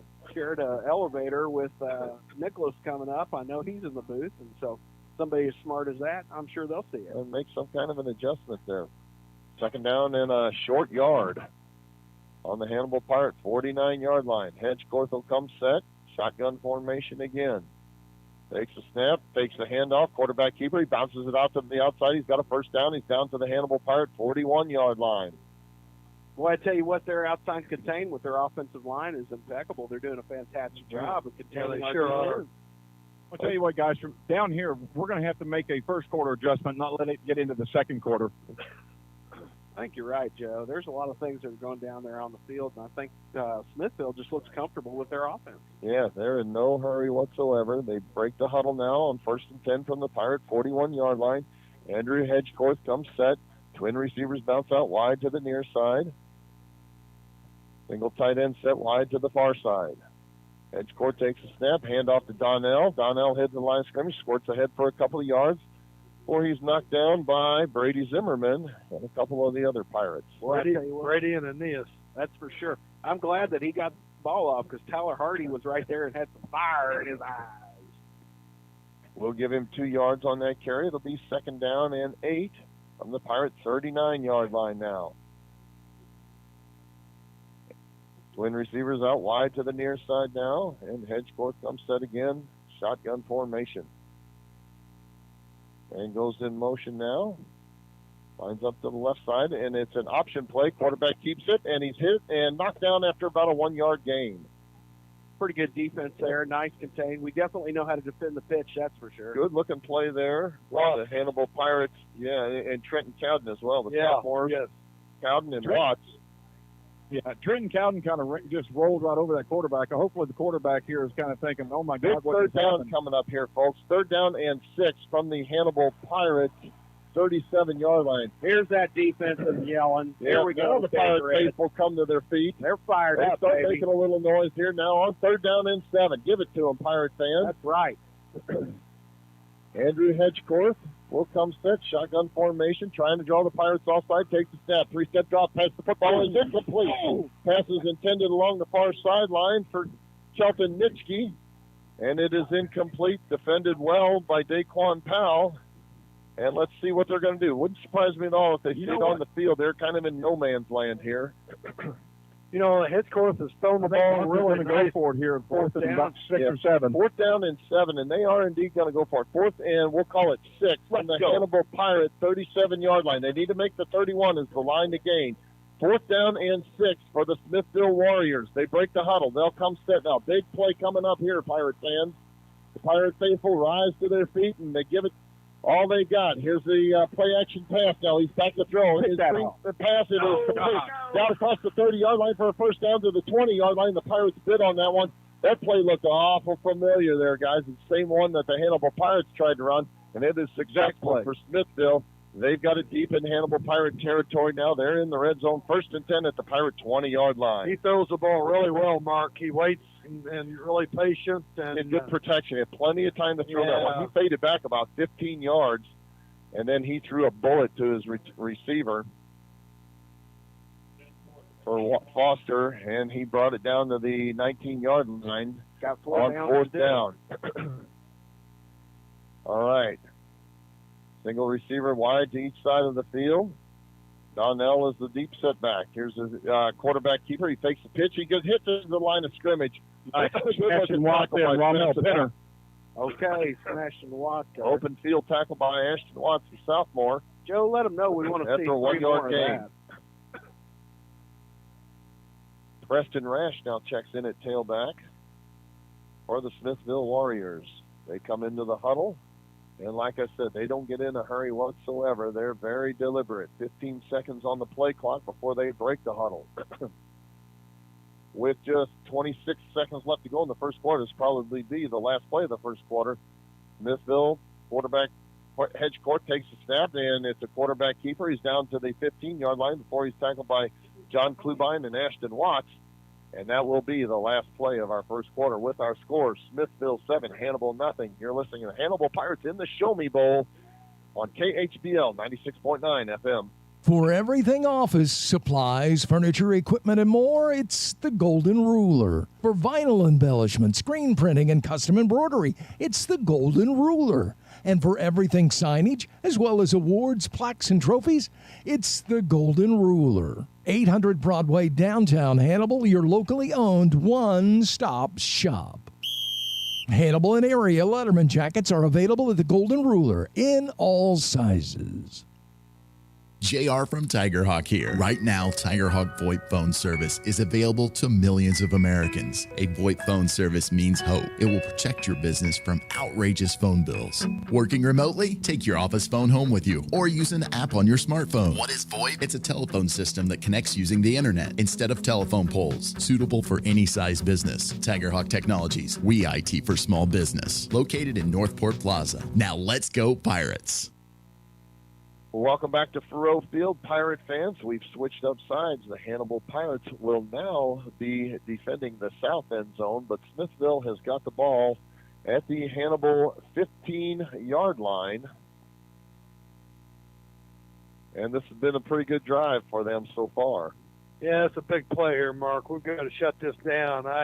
They're awfully slow and deliberate on offense, and right now they've got our offense figured out. They don't look to be any faster than Hannibal Pirates. I've not seen a faster team than Hannibal all year long, and I think today is indeed the same story. But they're big and they're very deliberate, and they do what they want with the ball so far. It's 3rd down. This is a big 3rd down here for the Pirates. 3rd down and 6 from the 15-yard line. They got to get just inside the 10.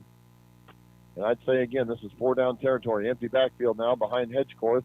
3 receivers out wide to the far side now. On 3rd down and 6, Hedgecorth calls for the ball, trying to draw the Pirates off sides. The Pirates are threatening the blitz. And here they come. There's a pass, and it is complete and into the 10-yard line for a first down to Kelton Nitschke. It'll be first and goal for the Warriors. He got rid of it in a hurry that time because he had Daquan Powell right in his face. Well, I tell you what, the first time Ramel Pinner as well. The first time Daquan Powell shuts down that passing lane right there, they're going to have to look somewhere else. He's got to do it. It's first and goal from the 8-yard line now. 7-0 Warriors, and they're threatening. They're on the doorstep again. Twin receivers out wide to the far side. Edgecorth comes set. Shotgun formation, takes a step. It's quarterback keeper. He's hemmed in, but still makes it to the 5-yard line before he's tackled by Ramel Pinner. He actually gets inside the 4. Guys, I thought they should have aimed at about the 8-yard line. Well, I tell you what, he just kind of leaned forward, and his head took him. His head was weighed 50 pounds. Right now, they're just real steady. They appear to know everything's going on, and it's interesting. So, well, we just got given the first quarter stats. It looks like Smithville has, as the scoreboard shows, really done a nice job this first quarter here. Brady Zimmerman is shaken up on that play. He's down on the field. Yeah, if you look at it, both teams are tied in first downs, 4 and 4, but yards passing 81 for Smithville and just 4 for the Hannibal Pirates. Total offensive plays in yards, 108 yards for Smithville and just 49 for the Hannibal Pirates. That's been the story of this game so far. Their quarterback, Andrew Hedgecorth, was 3 for 4 for 81 yards and a long of 54 for a touchdown in the first quarter. And again, Joel, you were right. That has been the story so far. Well, I tell you what, Mark, looks like Brady Zimmerman got a little shook up. He needs to get off, grab a drink, and get back on there again because this well, right now, Joel, right now, Brady got by one of their pulling tackles on that play. And Gershwinder's telling the officials about it. Oh, I can imagine. Here we go. All right, now second and goal from the 4. 3 receivers out wide to the far side. Andrew Hedgecorth comes set out of the shotgun formation with an empty backfield in front of him.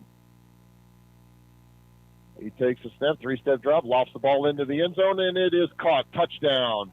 He caught it over Daquan Powell. He just threw it up for grabs. Daquan Powell got to jump to defend that, Mark. It looked like a rebound there. Kelton Nitschke, big kid, 6'2", 165 pounds, just went over the 5'9", Daquan Powell to catch that touchdown pass, and that makes it 13-0 with the extra point pending. Well, you got to be awake in order to defend that, and somebody needs to go clap right in the front of these guys' face and show, as Mark St. Clair would go, and he screamed at you, he would say, "Do they have your attention yet?"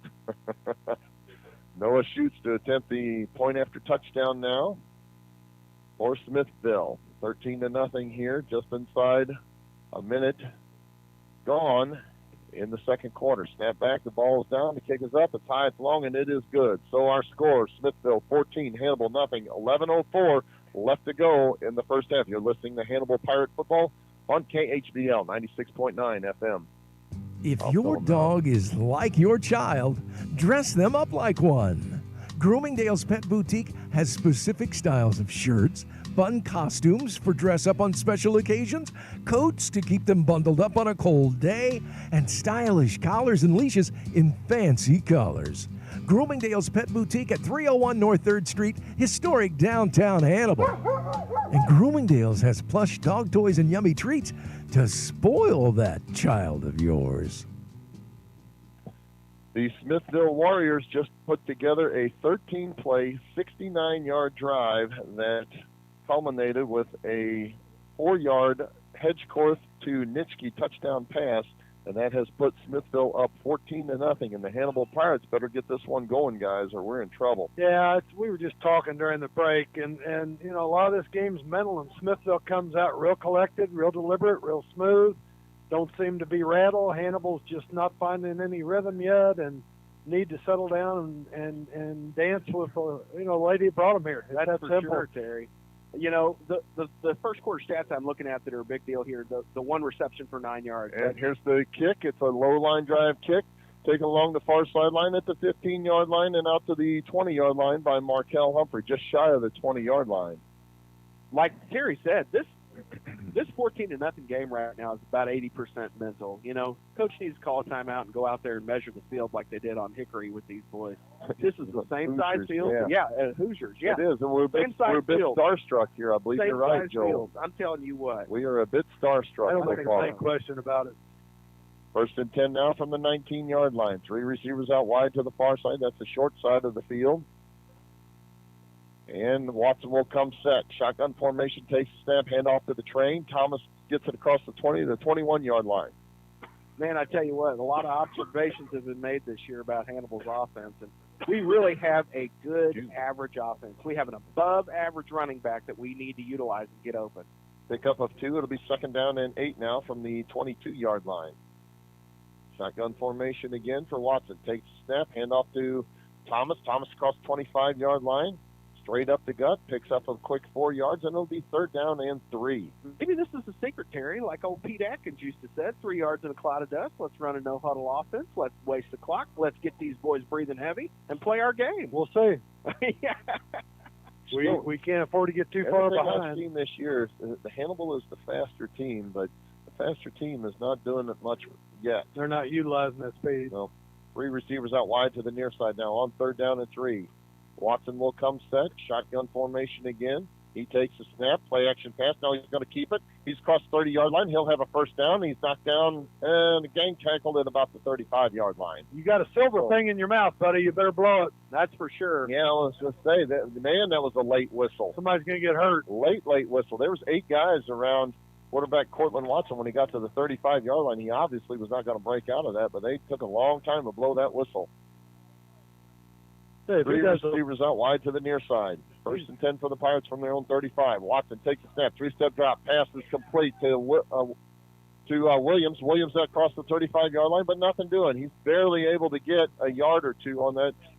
I tell you, one block, just one block, and he's through there. They've got a couple guys spying on him, and they're not letting him do it. That's for sure. Yeah, they've got it. They've got this one well defended now. You better find Klubein or Kaiser over the middle. For 3 receivers out wide to the near side on the short side of the field. 2nd down and 8 now for the Pirates. Watson takes a snap, hand off to Thomas. Thomas right up the gut to the 45-yard line for a pickup of about 3 yards. It'll be 3rd down and a long 5, though. We'll call it 3rd and 6 from just shy of the 44-yard line. 3rd down and 6 now for the Pirates. No huddle offense. 3 receivers wide to the near side. Watson, 3-step drop, pump fakes once. Now he's going to look down. Now he guns it down to the near sideline, and it is incomplete. Oh, man. Sorry, Mark. Finally looked for Klubein down on the fly pattern, but just it developed late. Yeah, it did, and he was well covered on that play. You don't have to go for 7 every play. I don't know that Klubein should have stopped the way he did. He should have just kept right on running, and he'd had a shot at it. Normally, he's going to have to punt this one now. So Aeneas is back standing at his own 25-yard line, and the punt returner for Smithville is standing at his 25. I'm ready. Let's go, Joe. We need a little Fumbarooski here. On 4th down and 6. Pirates are going to punt this one. It's a good snap, and Aeneas steps into this one. It's a low line drive punt, and it is called for the fair catch by Nitschke, and he makes it at the 16-yard line. So the Pirate defense has yet to stop the Smithville offense. Smithville will have it 1st and 10 at their own 16-yard line with 8 minutes and 42 seconds left to go in the first half. The Pirates trail this one 14-0 to the Smithville Warriors. You know, guys, it's pretty simple so far. Smithville's outplaying us almost every phase of the game. Yep. And we're just not getting in any kind of a rhythm offensively, and they look like it's just a Friday night game. No execution. No execution yet on the Pirates. I don't know if we just expected them to roll over for us. They're doing everything right, I guarantee you. 1st and 10 now. Andrew Hedgecorth breaks the huddle and comes set. Twin receivers out wide to the far side. The deep setback is Preston Rash. Hedgecorth calls for the ball, hands the ball off to Rash. Rash dives ahead for about 5 quick yards before he's knocked down by, looked like Hurricane Wilson there, but not until he picked up 5 yards. It'll be 2nd down and 5 now. Man, I tell you what, I could describe Smithville's offense as the old man that gets in the left lane on Highway 70 and sets it at 55 and cruise. You can't get around it, but when you can, when there's a break in the semis, hit the gas. Oh, They're a big team. There's no question about that. They're a little bit bigger than the Pirates. Twin receivers out wide to the far side now. Second down and 5. Rash the lone setback behind Hedgecorth. And it's a fake handoff, and Hedgecorth keeps the football. He's got a first down. He's crossed the 25 to the 26-yard line. Man, I tell you what, that Hedgecorth, he is outstanding. He's almost the leader of the quarterback. Yeah, he's got Good the quarterback. most yards on the ground here. Yeah, in the first quarter, let's see, he had 10 yards rushing, and the closest one to him was Caleb Donnell with 11. Oh, yeah. They've got it first and 10 now at their own 27-yard line, and the Pirates have shown absolutely no ability to stop Smithville so far. This Pirate defense, I'm going to watch the interior Twin line. receivers wide to the far side now on first and 10 for Hedgecorth. He'll come set. The man comes in motion, left to right. Here's a handoff and hit at the line of scrimmage as Rock, but he breaks the tackle and finally knocked down by Rommel Pinner. Got to wrap out.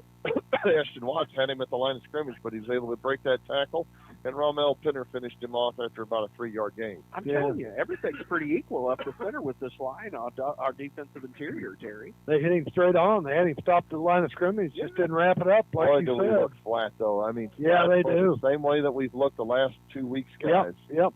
In the Let's first get quarter, some gas here, we got to huh? shake off that early morning bus ride down. You know, and it's halfway through the second quarter almost. Yeah, it's time. Time to wake up. Twin receivers out wide to the near side now on second down and 5. Give him 5 yards on that carry. Good spot on the football. Quarterback keeper. He faked the pitch, and he makes it out to the 35-yard line. Well, he'll be about 2 yards shy of the first down. Big third down coming up here. Third down and 2 from their own 35-yard line. It's time to make a stop here. Tell you, this Hedgecorth is a good football player.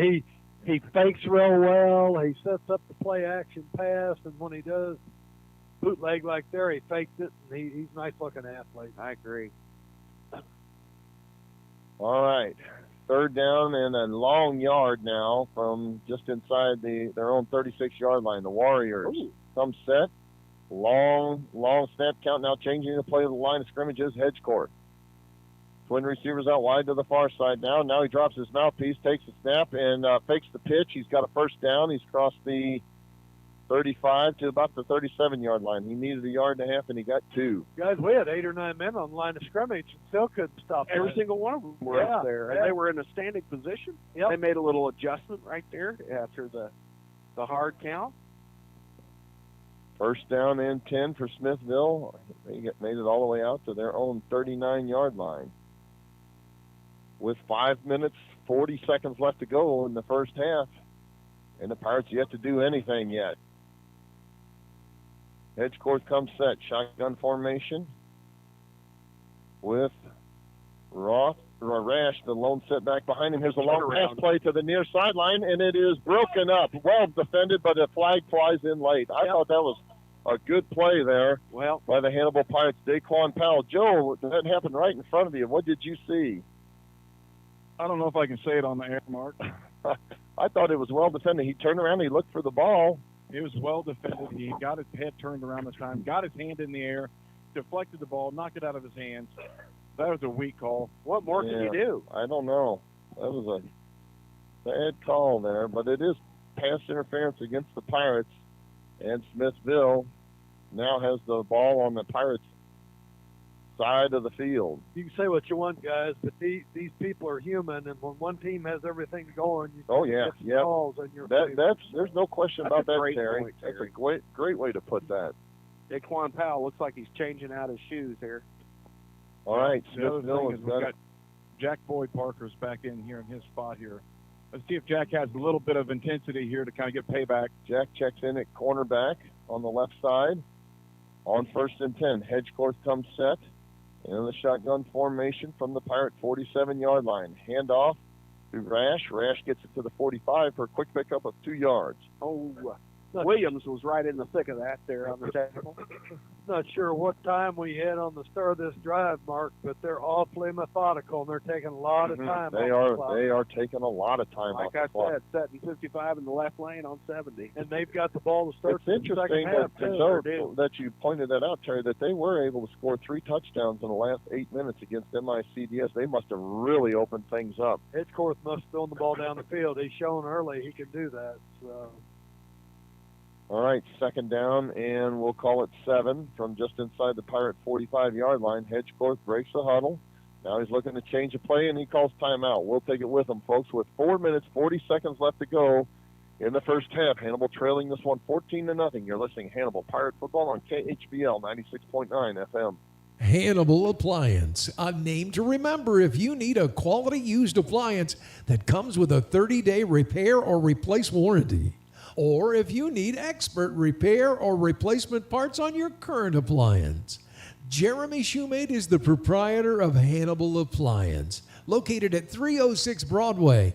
Telephone 573-795-1569. Remember, Hannibal Appliance. Welcome back to Faroe Field. The Smithville Warriors have come to play today, and the Hannibal Pirates, I think, guys, are just rolling out of bed, if that. Oh, well, Mark, I tell you what, I wouldn't mind just waking up right about now, but I tell you what, I've been up since 6 a.m. hoping for Hannibal Pirates to show up, and I think we're still waiting for the bus. They've outplayed us so far. There's not any question about that. They've come out and played their game. They've thrown the ball well. They've run the option well. They're special teams, and we're not doing anything. Be careful here after that timeout. I look for them to try something big here on second down and 8 now from the Hannibal Pirate 44-yard line. Twin receivers out wide to the far side now. Single tight end set to the near side. And the deep setback is Foster or Donnell. There's a pass play. It is complete to Foster.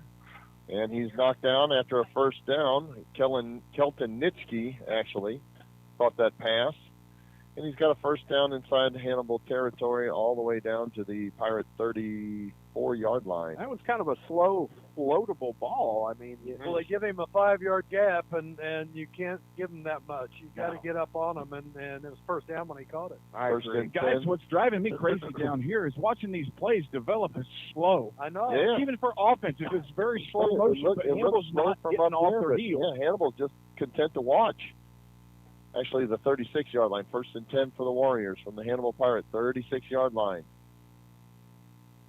Edgecourt takes the snap, passes the football. It is complete down the near sideline to the 30-yard line. His favorite receiver so far, Kelton Nitschke, and he picks up a quick 6 yards. I don't know if you can hear me, Joe, but we're missing tackles. We're just not reacting to anything. Well, that's exactly right, Terry. It's missing. And usually Guswinder has a really good idea of getting these guys switched around and changed before the halftime. Something's going to happen here. All right, second down and 5 now from the Pirate 32-yard line. Twin receivers wide to the far side of the field. Hedgecourt comes set. Lone setback behind him is Donnell. Edgecourt takes a snap, hands the ball to Donnell. Donnell hit at the line of scrimmage, but he gets across the 30-yard line to about the 29 before he's tackled by Aeneas Williams and Tyler Hardy. And it'll be another big third down coming up here, 3rd down and 2. Boy, they traditionally have converted on these. We haven't stopped them yet. We haven't stopped them on 3rd or 4th down. I'm telling you, Hannibal Pirates have got to step up and make a difference. It's time to make a play, guys. Yeah, they've time to make a play. Yes, as tough as, and Smithville is known for their defense more than their offense. They're known as a defensive team, and they have shown that today against the Hannibal Pirate offense. All right, 3rd down and 2 now. Hedgecourt comes set, takes a snap, quarterback keeper. He's going to have a first down. He's into the secondary. He's across the 23-yard line and knocked down. Boy, nothing fancy there. He strung out everybody wide and then just ran the football. I think a lot of. Go ahead, Mark or Terry. It's really frustrating up here because you can see this developing so slowly, and it's like we're not reacting to it. I don't know.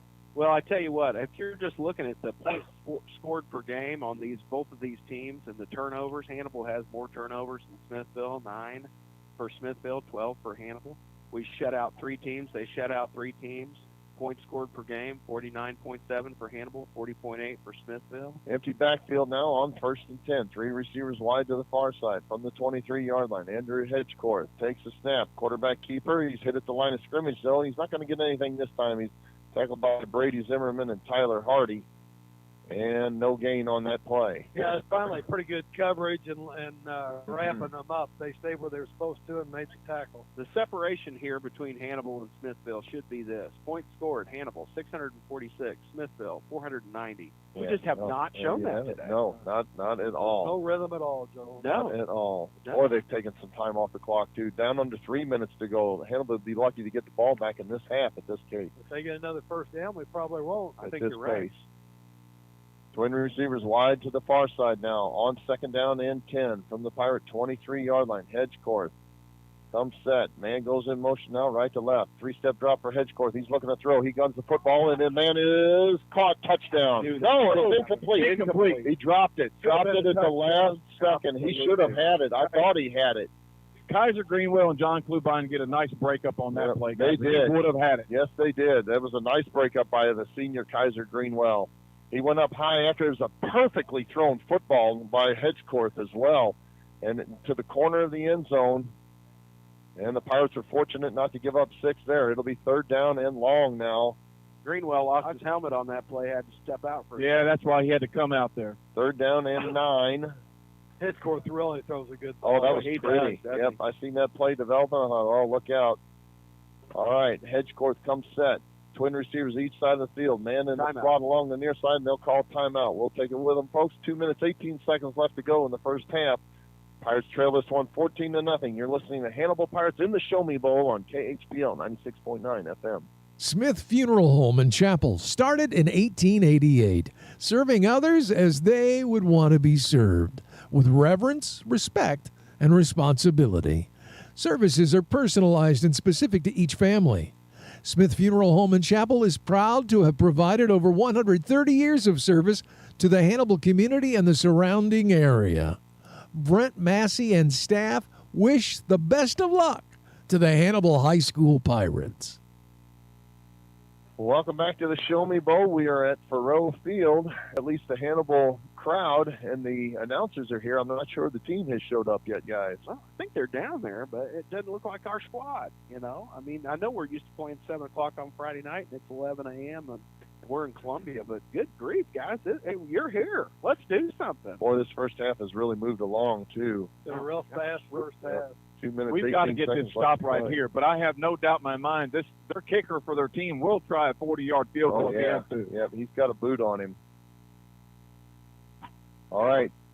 Coming up here, 3rd down and 9 for Smithville from the Pirate 22-yard line, and the whole Pirate crowd rises to their feet.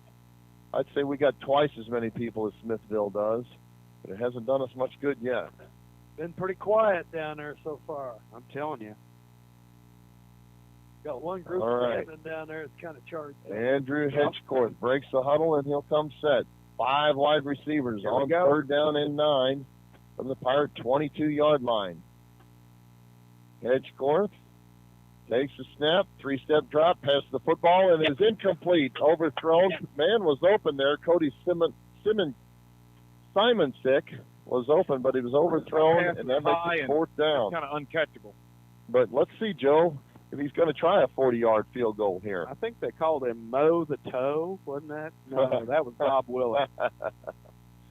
All right. They're actually going to go for it here on 4th down, and we'll call it 4th down and 9 from the Hannibal Park 22-yard line. Joe Thomas leads the charge here. He gets the Hannibal Pirate faithful rise to their feet. Pass play. Here's a pass, and it is complete down to about the 12-yard line. He's very close to first down. I think he's got it. Well, this is critical, guys. This No. fourth Let's down. see where they spot it. He's short. I don't think he got it. It depends on the spot here. He's got him spotted right on that line to gain. He did not get it. He didn't He did not get that. Joe Thomas says no way. The Smithville coach is going a little That's 2 crazy. yards. That's 2 feet short of it. Joe is down on the field. I can't tell from this vantage point, but Joe thinks he's a good 2 feet short. It looks short from here. If they're going to call timeout and take a measurement, Joe, run over there and see where it's at. There's no way. Joe says no 10 way. inches short. There's 10 inches short. And if it comes up that they get the first down, I'm going to come out there. I'm gonna say, I'm not feeling comfortable. You went from 2 feet to 10 inches there. Yeah. Joe, that's Pirates ball. Hey, all right. Pirates did stop them. So Well, thank goodness, because, Joe, I don't have that much cash on me. If you get put in jail, I can't bail you out, brother. Unless I can do a cash advance at the Columbia. You have access to it, Joel. That's true. So the Pirates take over on downs. They got a lot of field in front of them, though. It is 1st and 10 from the Hannibal Pirate. We'll call it the 20 or the 13-yard line. 1st and 10 from the Hannibal Pirate 13-yard line. Joe, I'm going to Mark, show up. we've got to get this ball. We got to drive Yep. this down here. We got to get points on the board. The Hannibal Pirates won If the we do toss. that, Yeah. if we do that, one, that reason, Mark, but we do that right now, that's going to deflate the heck out of them. Absolutely. Yeah, the Hannibal Pirates did win the toss, so we elected to receive. So Smithville will receive the second half kickoff. We have got to do something here, Pirate fans. Joe, I'm going to show up at the Columbia jail and say, I'm here to pick up Joe Thomas. Do you take EBT? Hey, do you guys have a Big Joe in your clink? Thirsty Joe is what we call him. All right. Thirsty. Pirates do have all 3 timeouts to work with here. On 1st and 10, 3 receivers bounce out wide to the near side. Cortland Watson will come set. Shotgun formation. Thomas the lone set back behind him. 3-step drop for Watson. He's looking to throw. He's got pressure. Now he tucks it in, and he's going to get hit and knocked down. Very fortunate to hang on to the football after about a 1-yard gain. Sure is, Mark. He got hit pretty hard from both sides. So. Hurry up offense now. Man, I tell you what, this could be a baker's dozen today, guys. I've been monitoring my heart on my watch, and I mean to tell you, this one could get ugly. 3 receivers wide to the far side. On 2nd down and 10 from the 13-yard line. Watson takes a snap, 3-step drop, looking to throw. He guns the ball, and it is incomplete. I don't know. It looked like it slipped out of his hand there. Yeah, I either lost control. Can of corn. Yep, that was not a good pass there. Shouldn't have had that popcorn. Get him another I think chance. it slipped out of his hand, and it was incomplete. And 3rd down and long now, 3rd and 10 from the Pirate 13-yard line. Let's see if this explosive offense that we've always talked about can show up. It's time to throw that screen pass. I mean, nothing makes you more productive than the last Time to minute. throw that screen pass, but we actually gotta pull it off here. Well, it had slant. That man was open. It just ball slipped out of his hand or It popped did. out. 3 receivers out wide to the far side now. On 3rd and 10 from the 13-yard line. A.J. Thomas bounces out wide to the near side now. And Aeneas Williams is the lone setback in the backfield. It's an option play, and Watson keeps it in nothing doing. They really hemmed him in, and they tackle him after maybe a yard gain. Pirates are going to have to punt this one, guys. They call a timeout. So, This is the worst thing that we could have done, guys. A 3 and out for the Hannibal Pirates. Smithville calls timeout, and the Pirates are going to have to punt it from deep in our own territory. I mean, why'd they call timeout? Did Well, they just the need a break? clock didn't stop. Oh, The okay. clock didn't stop. Gotcha. So Smithville burned their last time out, and the Pirates will have to punt this one from deep inside our own territory. Smithville's looking to get good field position on this one. That's pretty conservative on the call. I'm sorry, guys. But, Actually, the Pirates have 2 timeouts left. I thought one of them earlier was Smithville's, but Smithville still has 1 timeout left to work with. like Joe said, I think that's about the worst thing you could have done right there. Yeah, I think you're right. Yeah. So it is 4th down for the Pirates. 4th down and 9 from their own 15-yard line. Well, let's give a shout out to a few more people. The Hannibal faithful, Kerry Perrin down there in Houston.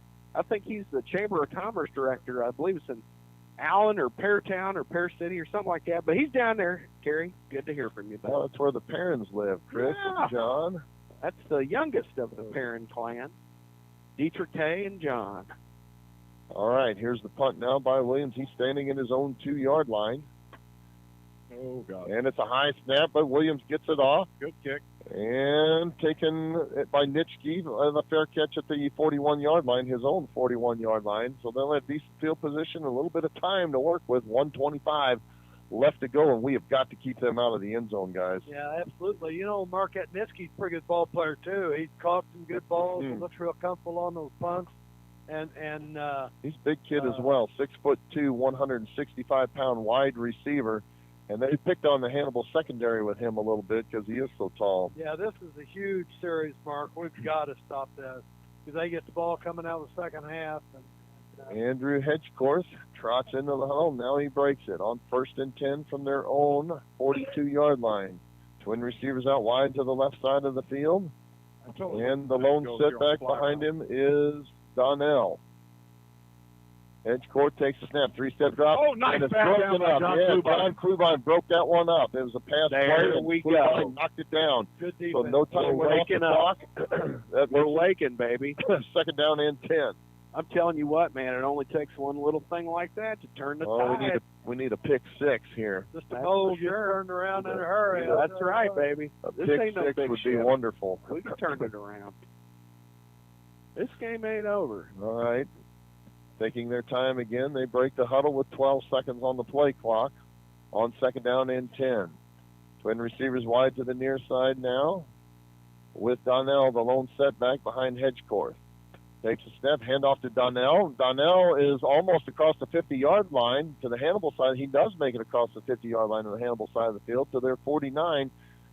And the clock will not stop because that did not give him a first down, but it makes it 3rd down and about a yard. And it's a busted play here, but Hedgecorth runs the football, and he's going to make a first down into Hannibal Pirate territory at the 45-yard line. The deep setback was Donnell. He was not ready for the play to start. Hedgecorth had his wits about him, and he picks up a first down. 1st and 10 now at the Hannibal Pirate 45-yard line with 1 minute to go in the half. Good-looking athlete. Yep. Hedgecorth comes set. Out of the shotgun formation, takes a snap, 3-step drop, pass is incomplete. Wide. Along the near sideline, intended for Max McKenzie. And that will stop the clock with 49 seconds left to go, 2nd and 10 from the Hannibal Pirates 45-yard line. You know, guys, other than that first play where they got behind their secondary, they're not doing anything fancy. No. They're just running the opposite. Okay, They're we're- running off tackle, little outside patterns. We're playing with them blow for blow, but we got nothing to show for it. They're doing it well. Guys, I'm telling you. their quarterbacks had time to throw. Yeah, Absolutely. that's it. That is true. That's the difference in this one. We've got to tighten up our steps again like we did against West Plains. Hedgecorth will come set now on 2nd down and 10 from the Pirate 45-yard line. Man comes in motion left to right in front of me. That's McKenzie. Hedgecorth 3-step drop, pass the football. It is intercepted down the far sideline. 50 yards to the 45 and shut down along the far side. Markel Humphrey's got it. With 45 seconds left to go, Markel Humphrey peeled the ball away from that intended receiver. Both men had a hand on it, but Markel Humphrey peeled it away and took it all the way down to the 35-yard line of Smithville. The Pirates will set up shop there with 39 seconds left to go in the first half. Got to take advantage of this. That's what we need right there, Joel Booth. I'm telling you what, Joe Thomas, I'm on my way down, baby. Let's do it. A little thievery right there. 1st and 10 for the Pirates. They started at the 40-yard line. Ball's along the far side hash mark. Twin receivers out wide to the near side now. Cortland Watson with an empty backfield behind him. Takes a snap, pitches to Neas Williams. Neas trying to get outside, and he does. He's to the 40, to the 35, 30. He breaks the tackle over 35 and shoved that ball along the near sideline at the 27-yard line. Keep this crowd lining back up here. My God, seems like we've got 8,000 people here, Joel Booth, and you can hear a cricket fart up here in the stands. Let's get these people screaming again. Everybody. Hannibal Pirates are up on their feet now. 1st and 10 now for the Pirates. Oh, baby. From the Smithville 27-yard line. 32 seconds left to go on the game clock. I hope In the Rhonda first didn't half. have a customer there because she couldn't have heard him. Twin receivers wide to the short side of the field. That's the near side now. Cortland Watson with an empty backfield behind him. Takes a snap. It's a quarterback keeper. He breaks through the line of scrimmage, and he's down to the 22-yard line. The Pirates are called. Now a late flag comes in. Oh. Laundry is indeed on the field, and that'll stop the clock. A real late flag came in on that one, and it is against Smithville. Oh. The Pirates are pointing against Smithville. I don't know what happened there, if they got into his face mask when they made that tackle. Oh. It looked like that's the indication. Looked like a clean Little tackle. taunting? Must have been. No, I don't think there was taunting there. I didn't see that. Flag came in extremely late, and the referee steps over to call. Yeah, it is a face mask. Face mask against Smithville, and that'll push the Pirates inside the 20-yard line. Just 26 seconds left to go in the first half, though. Hannibal trailing this one 14-7, but we got that old friend momentum on our side now. Old Uncle Mo, I'm telling you. Man, I tell you what, say this about It is a Smithville. 5-yard incidental face mask penalty. They so play clean. This is a 50, hard-fighting yeah. good This is. squad. I have not seen any chippiness like we've witnessed the last 2 weeks. First and 10 now for the Pirates at the 18-yard line of Smithville. 3 receivers out wide to the near side now. Cortland Watson with a lone setback behind him as Williams. Handoff is to Williams. Williams breaks through the line of scrimmage. Busts a tackle there at the 15-yard line. The Pirates are going to have to call timeout now with 19 seconds left to go. That's okay. In the second quarter, trailing this one 14-0. Is that their last one, or they have Timeout called by Hannibal, and according to the scoreboard, Hannibal has 1 timeout left. Each team has 1 timeout left with 19 seconds left to go.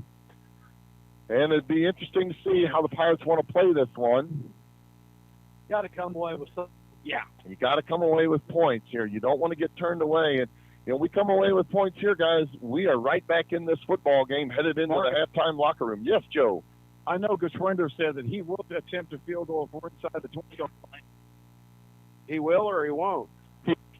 If we're inside the 20-yard line, he will not attempt a field goal. No, he will attempt he will attempt inside the 20. Inside the 20. So, well, we'll see. But we're not talking field goals. We need 6, not 3.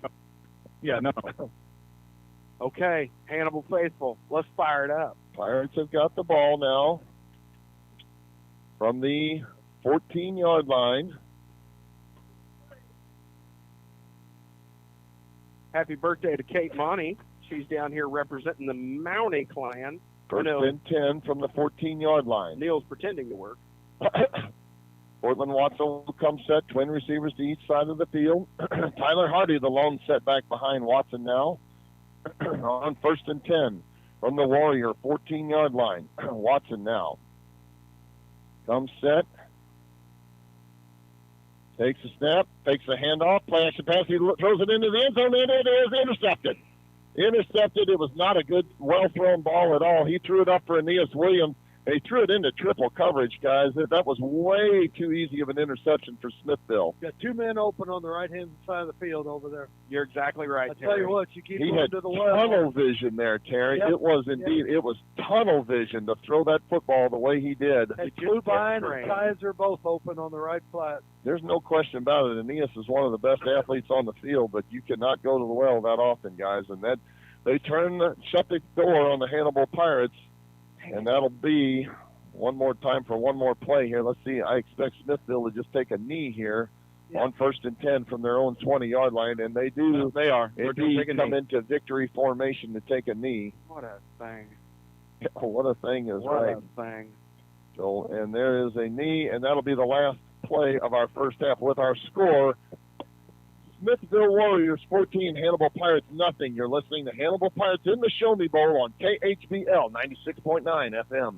Crescent Jewelry has always been the Hannibal Pirates' #1 fan. They know and appreciate the efforts and determination these young men must have to enjoy a successful season. Crescent Jewelry has used the same principles to run their business. They offer quality jewelry. They also sell and service just-in-class rings, too. Your local hometown jeweler for all your jewelry needs is Crescent Jewelers. Like the Pirates, they try hard to go that extra yard.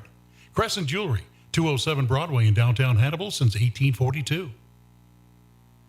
Scott Anderson Roofing is your hometown roofing professional. If your need is for commercial business or multi or single family home, Scott delivers a personal commitment to quality workmanship and customer satisfaction.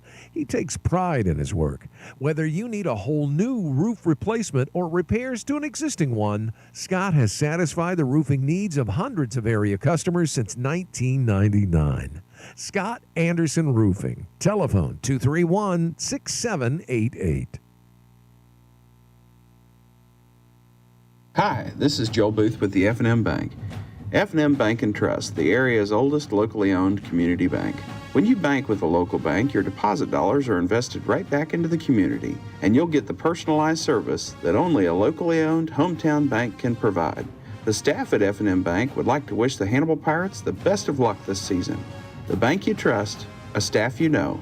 F&M Bank and Trust. We are America's hometown bank since 1870. Go Pirates! Did you know we have over 60 physicians in more than 20 specialties, all right here at Hannibal Clinic? From general practice to more than 20 specialties, we have a long history of medical excellence. When experience and accuracy really count, the choice is clear. The choice is Hannibal Clinic. It's good to know that care is right here when you need it. Hannibal Clinic, where the patient comes first. Welcome back to Faurot Field, Pirate fans. We are at halftime of the Show Me Bowl, and the Pirates have not shown much yet this afternoon. They trail this one 14-0 to the Smithville Warriors, who's a talented team, Terry, but I'm not sure they're as good as the last two teams that we've beaten. Yeah, they're a real good football team, especially on offense. I really like what Hedgecorth does. They've got one really good receiver, and they've played well. But I agree, Hannibal's just not getting any kind of a rhythm at all on offense. They're going to Aeneas, I think, a little bit too much. That last pass, we had two men. We had Kaiser Greenwell and John Klubein over in the right flat, wide open. And Aeneas had three men on him, Mark. But I'm not a coach. But we've got to do something to get back in the rhythm of our offense and open it up and shut them down. It's going to be over pretty quick because they get the ball first time. Yeah, they do. The only scoring so far, I'll go through the scoring summary. In the first quarter, with 8 minutes, 26 seconds left to go, there was a one-play, 49-yard drive. It was actually a 54-yard touchdown pass to Rhett Foster from Andrew Hedgecock. The kick was good, and that made it 7-0. And then in the second quarter, with 11:04 left to play, in the second quarter, Smithville put together a 13-play, 69-yard drive that ended with a 4-yard touchdown pass, Andrew Hedgecock to Kelton Nitschke, and that's where we ended up, 14-0 after the extra point. That's our halftime score. The total offense for Smithville, 34 plays for 188 yards. Hannibal, 30 plays for only 91 yards. Hannibal has thrown 2 interceptions, and Smithville has thrown 1. Portland Watson is 3 for 8 for just 19 yards passing, and their quarterback, Andrew Hedgecorth, is 8 for 14 for 112 yards passing. Rushing for the Hannibal Pirates, they've got 22 carries for 72 yards, and Smithville 20 carries for 76 yards. So really, Terry, on paper, you look at it, and it's pretty evenly matched, but the scoreboard doesn't show that. And other than the last, 30 seconds of the first half, Hannibal just looked flat-footed that whole first half. Hopefully, when they come out in the second half, they're able to shut down Smithville's offense. The only time that they shut them down so far was when Markel Humphrey picked that one off. Yeah, and even when they drove down the field late in the first half after the interception, that was aided by a 30-yard, 40-yard return on the interception, a 5-yard penalty, so Hannibal didn't do that much offensively. Running the ball, they're pretty equal, Mark. So far, the difference in the game is we've got 19 yards total passing, and they've got 112 yards total passing, include the 140-yard big score. One, yeah, the big score, that first play from scrimmage, 54-yard touchdown pass from Hedgecorth to Rhett Foster, and that's how the game started. But other than that, for as poorly as the Pirates have played, and you could say that as poor as we played, we are fortunate to just be down 14-0. Yeah, absolutely. We haven't played well at all offensively, no question about it. And you're right. You take a 54-yard pass away, and it's fairly equal all the way across the board. We can't get any rhythm. They're stopping us. I don't know if that's got third down conversions, but they've done a nice job on third down conversions. We haven't at all. And they do what they need to do. They're deliberate, and they run the ball. They run their offense real well. So, while we got a second, Pirate fans, I want to mention our sponsors. They've been with us all year long. What a year it's been! But we want to definitely thank our sponsors: Hannibal Appliance, Smith Funeral Home, Crescent Jewelry, Scott Anderson Roofing, F&M Bank in Hannibal, the Hannibal Clinic, Dr. Stephen Sankpill, Lewis Riggs Farmers Insurance, Curl Hark and Holiday, the Golden Ruler, Tiger Hawk Technologies, and Groomingdale's Pet Grooming Services. Thank you again to our sponsors. We could not do this without them, and we certainly enjoy having you along for the ride this Hannibal High School football season. So I want to throw a shout out to my good friend Chuck Wilcox. He's listening in Ohio. And Chuck, hopefully we'll get things going here in the second half and have a little bit better time of it than we've had in the first half. Like I said, the Pirates trail this one 14-0. But again, we are very, very fortunate to be in this football game and only be down 14-0. It's a shame that we're not able to cash in on that Markel Humphrey interception, but I think more or less we just ran out of time. Yeah, we just like we were talking about, Mark, we've been pretty inconsistent. We finally had an opportunity down there, and boy, I'd like to see us get something out of that. That makes it a different ball game if you go into the half with that score and change momentum around. But they get the ball coming out of the second half, and it's pretty simple to me. If we start executing our offense the way we can and moving the ball around a little bit, and I still say, when you go to the well too much and they have other players over in the flat wide open, yeah, you lose everybody. No question about that. Joe Thomas, you found your way up from the field level. I did. I left it 30 minutes ago and just got back up here, Mark. So, it is electric down the field. It sorrows my heart to kind of see the guys still on their heels. I mean, we said it earlier. Smithville is not running fast. They're not quicker off the ball. We have not done a good job of tackling one individual or team, and they're getting 6, 7, 8. What do they average in market yard? Do we have that? So they just gave us the Michigan guy came by and gave us their average yards. So they only have total offense 34 plays for 188 yards. So they don't have a real high average there. Their leading rusher is their quarterback Hedgecorth. He has eight rushes for 28 yards. Yeah, just 3.5 yards per carry there. So it's not a big deal. There's been 2 big plays for those touchdowns, and they just weren't well defended. You got to turn around and get your hand up in the face. You got to look for the ball too. And he were just beat down here in the corner of the end zone for their second touchdown. The first one, was he just not expecting the guy to go on a fly route? But I mean, come on, he just ran right past. He just took right past him. And granted, he's probably what, Mark, 6'2", 6'3"? Yeah, yep, 6'2" is what they've got him listed as. That's what he looks like too. He's a couple inches taller than Markel. He's a good receiver. He really is. It was really nice to see Markel peel that ball away from him on that interception, though. That ball was literally, it was caught by both players at the same time, and Markel just was not going to be denied. He yanked that ball away and had a fairly good chance to score, but got knocked out of bounds at about the 30, 35-yard line, and the Pirates got it down to the 15-yard line, and then they just got a little bit too greedy. They went to the well one too many times, as Terry had said, and Cortland Watson threw it into triple coverage, expecting his guy, Aeneas Williams, to make a play, and he just didn't give him any chance at all. Well, you know what? There's been so many times this year we've talked about Cortland's put it where only Cortland's guy could get it. That didn't happen. That didn't happen with that pass. And how many picks does Cortland have right now? 2. Yeah, he's got a couple interceptions thrown. They were just and they were just thrown not in the right spot. I think coach needs to get him settled down, and Cortland will be fine. And like I said, we're still in this ball game. We're very thankful it's not 21-0 right now, or even 28. We gave the ball back with just under 2 minutes to go in the quarter. We did stop them. But you know what? We stopped him with that intersection by Markel. But the fact of it is this could be much worse. And I think at least with that last drive to where we kind of got a little bit of momentum going. Maybe that'll take place here. But the Hannibal Pirates have got to come out here and punch him in the mouth right off the bat. Now, Terry, we talked about this earlier as well, how important it'll be to set the tone here in the second half. We got to get a quick 3 and out to start this second half. Yeah, one of the big factors in that first half to me was time of possession and the third down conversion they've had. I don't know if we've got that time of possession on there. Seems like awfully one-sided. I think it's 24 minutes for.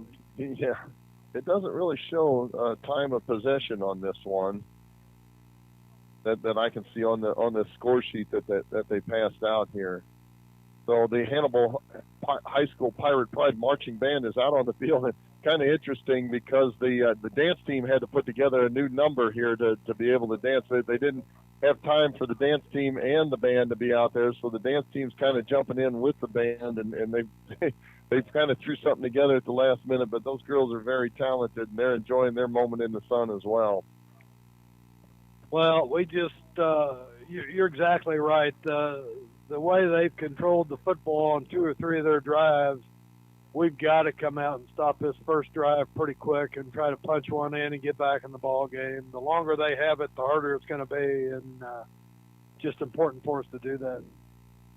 So, again, the temperature, what is it down there, Joe, about mid-60s or so? 93 degrees. 93 degrees. It is an absolute gorgeous day for high school football. You know, are you kidding me? On December the 3rd, you know, in mid-Missouri, we've got this kind of weather. It's fabulous out there. A lot of people just in short sleeves. Heck, I've seen people in shorts. And other than Clint Graham, who's always in shorts, Joe's got shorts on even. You're talking to one of them. Yeah. I've got a long sleeve polo shirt on and shorts on, and I'm hotter than holy Hades down there. Oh.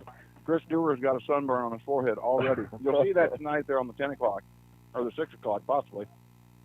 But hopefully we add some Hannibal highlights to that 6 and 10 o'clock highlight room for Hannibal. Oh, it's time. It'll be interesting to see all year long, Terry, the Pirates, when they've gone into halftime and needed to make some adjustments, Geschwender has made those adjustments, and they've been very successful coming out in the second half, and I look for the same thing hopefully today. Yeah, 2 things have to happen pretty quick. We've haven't had the ball that much. We have 91 total yards for 30 plays, so that's 3 yards of play. How many times have we seen us only have 91 total offense? No kidding. We've usually got that midway through the first quarter. And we've got to wrap up and react. It looks like we're just slow on the offense. They don't look like they're moving that fast, Joe, and we're just not reacting, it looks like. I don't know. No, it does not appear to me that Smithville is that fast of a team at all. Compared to what we saw even a couple of weeks ago against West Plains, I think West Plains was a faster team. They're definitely a bigger team than us, but Hannibal Pirates have not been able to utilize their speed at all in this football game. So, well, it looks like we're in with the halftime festivities now. I'll send it back to the studio. When we come back, we will have our second half kickoff. You're listening to Hannibal Pirates in the Show Me Bowl on KHBL 96.9 FM. A Department of Transportation physical examination must be conducted to obtain a commercial driver's license. If you need that physical to get or keep your license current, Dr. Stephen Sankville has the medical certification for Department of Transportation physicals, a fast and convenient alternative. Dr. Stephen Sankville, 2830 Market Street in Hannibal, 221-8858. This is Lewis Riggs. After 30 years of writing wills as an attorney, I am pursuing a new career writing life insurance policies and conducting comprehensive insurance coverage reviews for Farmers Insurance here in Hannibal.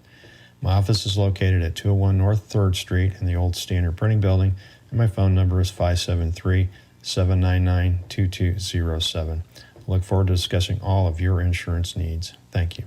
We are farmers. Bum, ba-dum, bum, bum, bum, bum. Welcome back to the Show Me Bowl, folks. We are at Faurot Field on the campus of the University of Missouri-Columbia. The Pirates trail this one at halftime 14-0 to the Smithville Warriors. The Warriors will get the second half kickoff. The Pirates won the opening toss, and they elected to receive.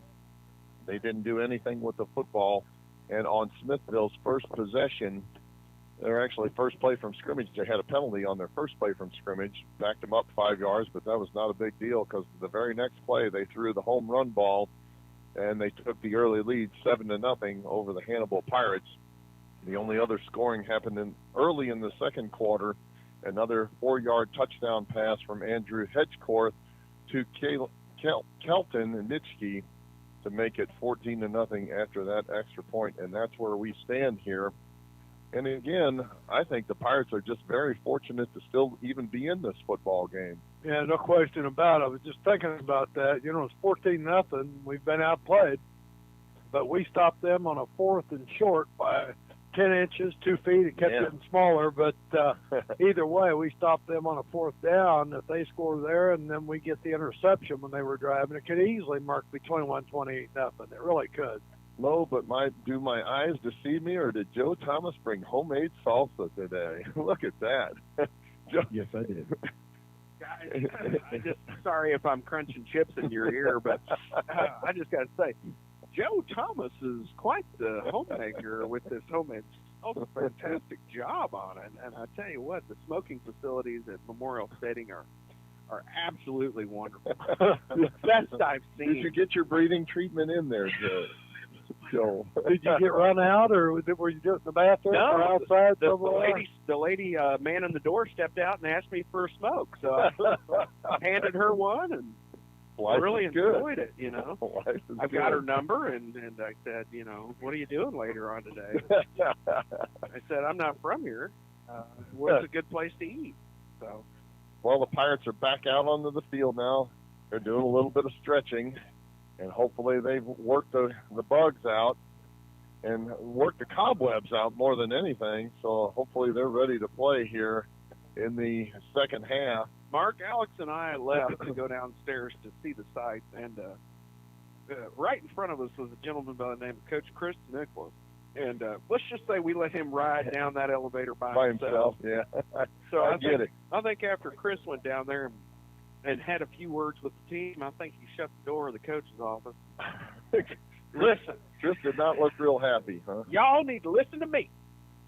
Well, you know, seriously, you guys, you're 13-0. Right. You've done everything well except a couple quarters in recent weeks against better teams. Right. What do you tell a team in the locker room? You know, I mean, are they down? Are they flat? Is this team just slow and deliberate and taking them out of their game? How do you get back into this game? You know, Terry, I don't know. I tell you what they need to do, though, and I think they started to show a little bit of life there towards the end of the second half, but, boy, they have got to do that again. Yeah, absolutely. And like we were talking, they need to get a quick shutdown because Smithville's had the ball for a lot of time. We can't afford to do that here at start. Yeah, I look for Smithville to try to take 6 or 7 minutes off the clock to start the second half here. You know, 16, 17, 18-year-old kids, I don't know if you've ever tried to get one of them out of bed in the mornings, but it's quite a chore. And I don't necessarily know if you guys have dealt with them. I know that Terry has raised a son and Mark has raised a son. I have not, but from what I've seen, getting young men motivated to do anything is pretty difficult to do. There's not a lot of self-motivation going on in this age group. So if you're a coach, not only do you have to know the game, not only do you have to put a team on the field, but you got to have to do a little bit of inspiration and get them fired up. And we don't mean to be too down. This is not an insurmountable lead by the way Hannibal can score. But we've got to get in the game and start out playing them, start punching them out, get them out of their deliberate style, start moving the ball, and it's got to happen pretty quick. Well, here's a question for you. Yeah, thank you, Joel. Good ice cream. Good ice cream. Here's a question for you guys to ponder. We have to kick off here to start the second half. Do you onside kick it? Absolutely. You really? I think you consider it. Well, you can, boy, if you recover it, look out, you've got that momentum right back, where we had it at the very end of the first half there, other than the interception that ended the half. We had that momentum for just a little bit. It looked like we were going to score, but they turned us away. Uncle Mo. But, boy, if you don't recover it and they score, look out. And it's hard to say. It wouldn't surprise me at all if they did, but you got to know that the Smithville head coach, Jason Ambrosian's got to be thinking the same thing. Oh man, I'm telling you, the cool thing is, I just, hey Lori, that coat looks good on you. All of a sudden, the air's pumped up in here. I'll tell you what, they're pumped down. Yeah, Boozy feels good. They cranked up the air conditioning in this area. Well, April, the sun went behind us now. April, so. You would be absolutely miserable if you were here right now. It is chilly all of a sudden. It's cold. I had to put my jacket back on here. April would be wearing her wool socks behind her desk with her heater on if she was here. I don't think that ice cream helped any though. It helped me. All right, yeah, both teams are back out onto the field now, and just a couple of minutes we will have the second half kickoff. So, Mark, I'm sure that was a good point, and I'm sure the Hannibal coaches were probably scouting and watching how they lined up on kickoffs, and or did we kick off to them yet? So, we haven't. We have not. Hannibal has not kicked the ball off yet. So we punted the ball 2 or 3 So we don't times. know how they line up. But yeah, we're not sure how they line up. That'd be dangerous even to try something like that, not knowing what Smithville is going to line up with. So, You know, you all made a good point early, too. This appears to be a well-officiated, clean game to this point. and that's good to see. And Yeah. after last week, it was so ugly with the amount of time it took and the penalties. And, Well, just an observation. North County really didn't belong in this Final Four. I mean, MICDS definitely did. They're a respectable team, and I think North County is a good squad. I think they just got the emotion tied up in it, and you know, there's about 3 good athletes on that squad. You know, the running back number 18 and the quarterback number 5, and then that number 77, who is officially, his title is the man. I mean, to tell you, those guys are pretty good. So, I mean, we beat them. We earned it. We could have beat them by a little bit more if we'd have played our game. But man, we just kind of look like we're out of sync, you know. we had the last parts of the last 3 weeks. Well, Alex heard at the end of one of Coach Nicholas's interviews, and from what he heard, Coach Nicholas says we just got to get back to what got us here. And in the next 2 quarters, if we do that and stop their QB run game, Hannibal will come away with what they deserve. But I tell you what, if they don't knuckle down and do that, Yeah, it's pretty simple. We got to Yeah. keep them off the field because they have slow, deliberate drives, and we've got to get something to get us in motion. Absolutely. All right, the Pirates are headed out onto the field, and E.S. Williams going to take the ball from the official. He'll spot it at the 40-yard line. Get ready to kick this one off, and we will be underway here shortly in the second half. Pirates, again, trail this one 14-0 behind the Smithville Warriors. The Smithville kick returner trots out onto the field now. It appears to be Caleb Donnell, number 22. And they actually line up like they're looking for an onside kick. Sure here. do. Yeah, their kick returners are all the way out to the 20-yard line. That is Donnell and Cooper Ezel. They're lined up at the 20-yard line. They fully expect the Hannibal Pirates to try an onside kick. And they've got a little triangle of those next 4 men behind the linemen. So let's see if the Pirates just go ahead and kick it deep here. They don't have much of a return set up. And we all 3 know, that Williams can boot the ball down easily to about the 5-yard line. So, well, we could definitely recover the ball anywhere on the you field. may recover it down there, given what's shown here. But, yeah, they're lining up like they're expecting an onside kick here. All right, Williams spots the ball at the 50-yard line, or the 40-yard line, and he waits for the signal from the official. There's the whistle. And Williams points his left index finger to the sky, gets ready to step into this one, and he does. It's a high kick, going to be taken at the 5-yard line by Donnell. Donnell out across the 20-yard line to the 25. He gets a block. He's still on his feet, and now finally knocked down just shy of the 25-yard line. Let's see pretty quick here, guys. If we can get some defensive pressure and slow them down to get the ball back real quick. We're definitely going to know. Warrior offense trots out onto the field. They'll have it 1st and 10 from their own 24-yard line. Andrew Hedgecorth is the quarterback, and he'll break the huddle now. Looks like number 2, Daquan Powell, is out for a little bit, and hopefully he just needs a good stretch, and then he'll be out there back again. Just underway here in the second half. Pirates trailing this one 14-0. Shotgun formation now for Hedgecorth. 2 men go into motion now. And everybody's set up to the left side of the field. Quick pass into the flat. It is complete and knocked down after about a 2-yard gain. Would hold everything. We've got Laundry on the field. I think it was illegal motion. A lot of people moving, Yeah. Mark.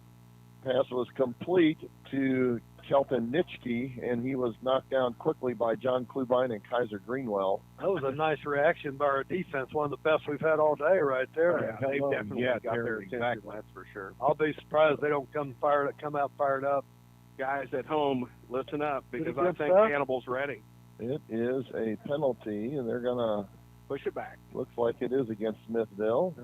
It is a false start penalty. So, yeah, it'll be 1st down and 15 now. From just inside their 20-yard line, we'll call it the 19. Joe, have you made your way back down onto the field? Yes. All right, excellent. Do you have your speakerphone turned on so I can hear you a little clearer? Let's see here. Yep, I got you on speaker. So first down and 15 from the 19-yard line. Twin receivers out wide to the short side of the field. That's the near side. Man goes in motion now, right to left. And Hedgecourt takes a snap, hands the ball off to Donnell. Donnell gets back to the original line of scrimmage, pick up a 5 yards. It'll be second down and 10 from the 24. He went off right tackle that time and picks up a quick 5 yards. On a first and 15, it's not as critical, but that's too many yards on just a play right up the middle on 5 yards on first down. Well, I agree, Terry. And that salsa was good. I'll have some more of that later. Yeah, Joe is world-renowned for his salsa-making ability. Well done, Joe. I like it a lot. Twin receivers out wide to the far side now. On second down and 10. Hedgecourt. Shotgun formation, takes a snap. 3-step drop, passes the football, and it is complete to the 50-yard line and quickly knocked down, though, by Jackie Boy Parker. A good tackle by Parker, but they still get about ball was 6 yards. That ball was batted. That ball was batted right off the bat, and they got lucky to catch it, but Parker was right there in his grill. Hello, my name is Jack Parker. Nice to meet They you. still pick up 7 yards on that. It's going to make it third down and 3 from the 31-yard line. Guys, are you seeing any linebackers blitzing up in there? 'Cause we've not got in the yet. backfield. He's had all day to throw. No pressure. We're giving them too much cover. Giving them too much lead. Third down and 3. Hedgecourt comes set with Donnell, the lone set back behind him. Takes a snap, takes a pitch. He's going to get hit, knocked down by Tyler Hardy. Tyler Hardy, you just called it, Joe Thomas. He rushed in there, blitzed, and was able to knock him down for a 2-yard loss. I'm telling you, the Cinco de Hardy was there, Betty. All right, the Hart team is handed out onto the field, and it is indeed a 3 and out. 3 and out to start the second half now. That's what we got to do here, guys.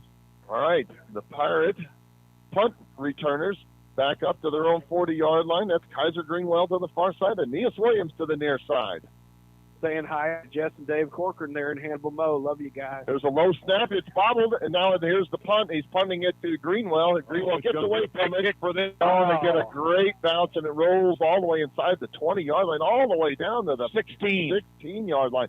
That was a great punt. The snap was at the feet of the punter, and he was able to corral it, pick it up, and he got a great punt off, punted it away from the Pirate punt returners.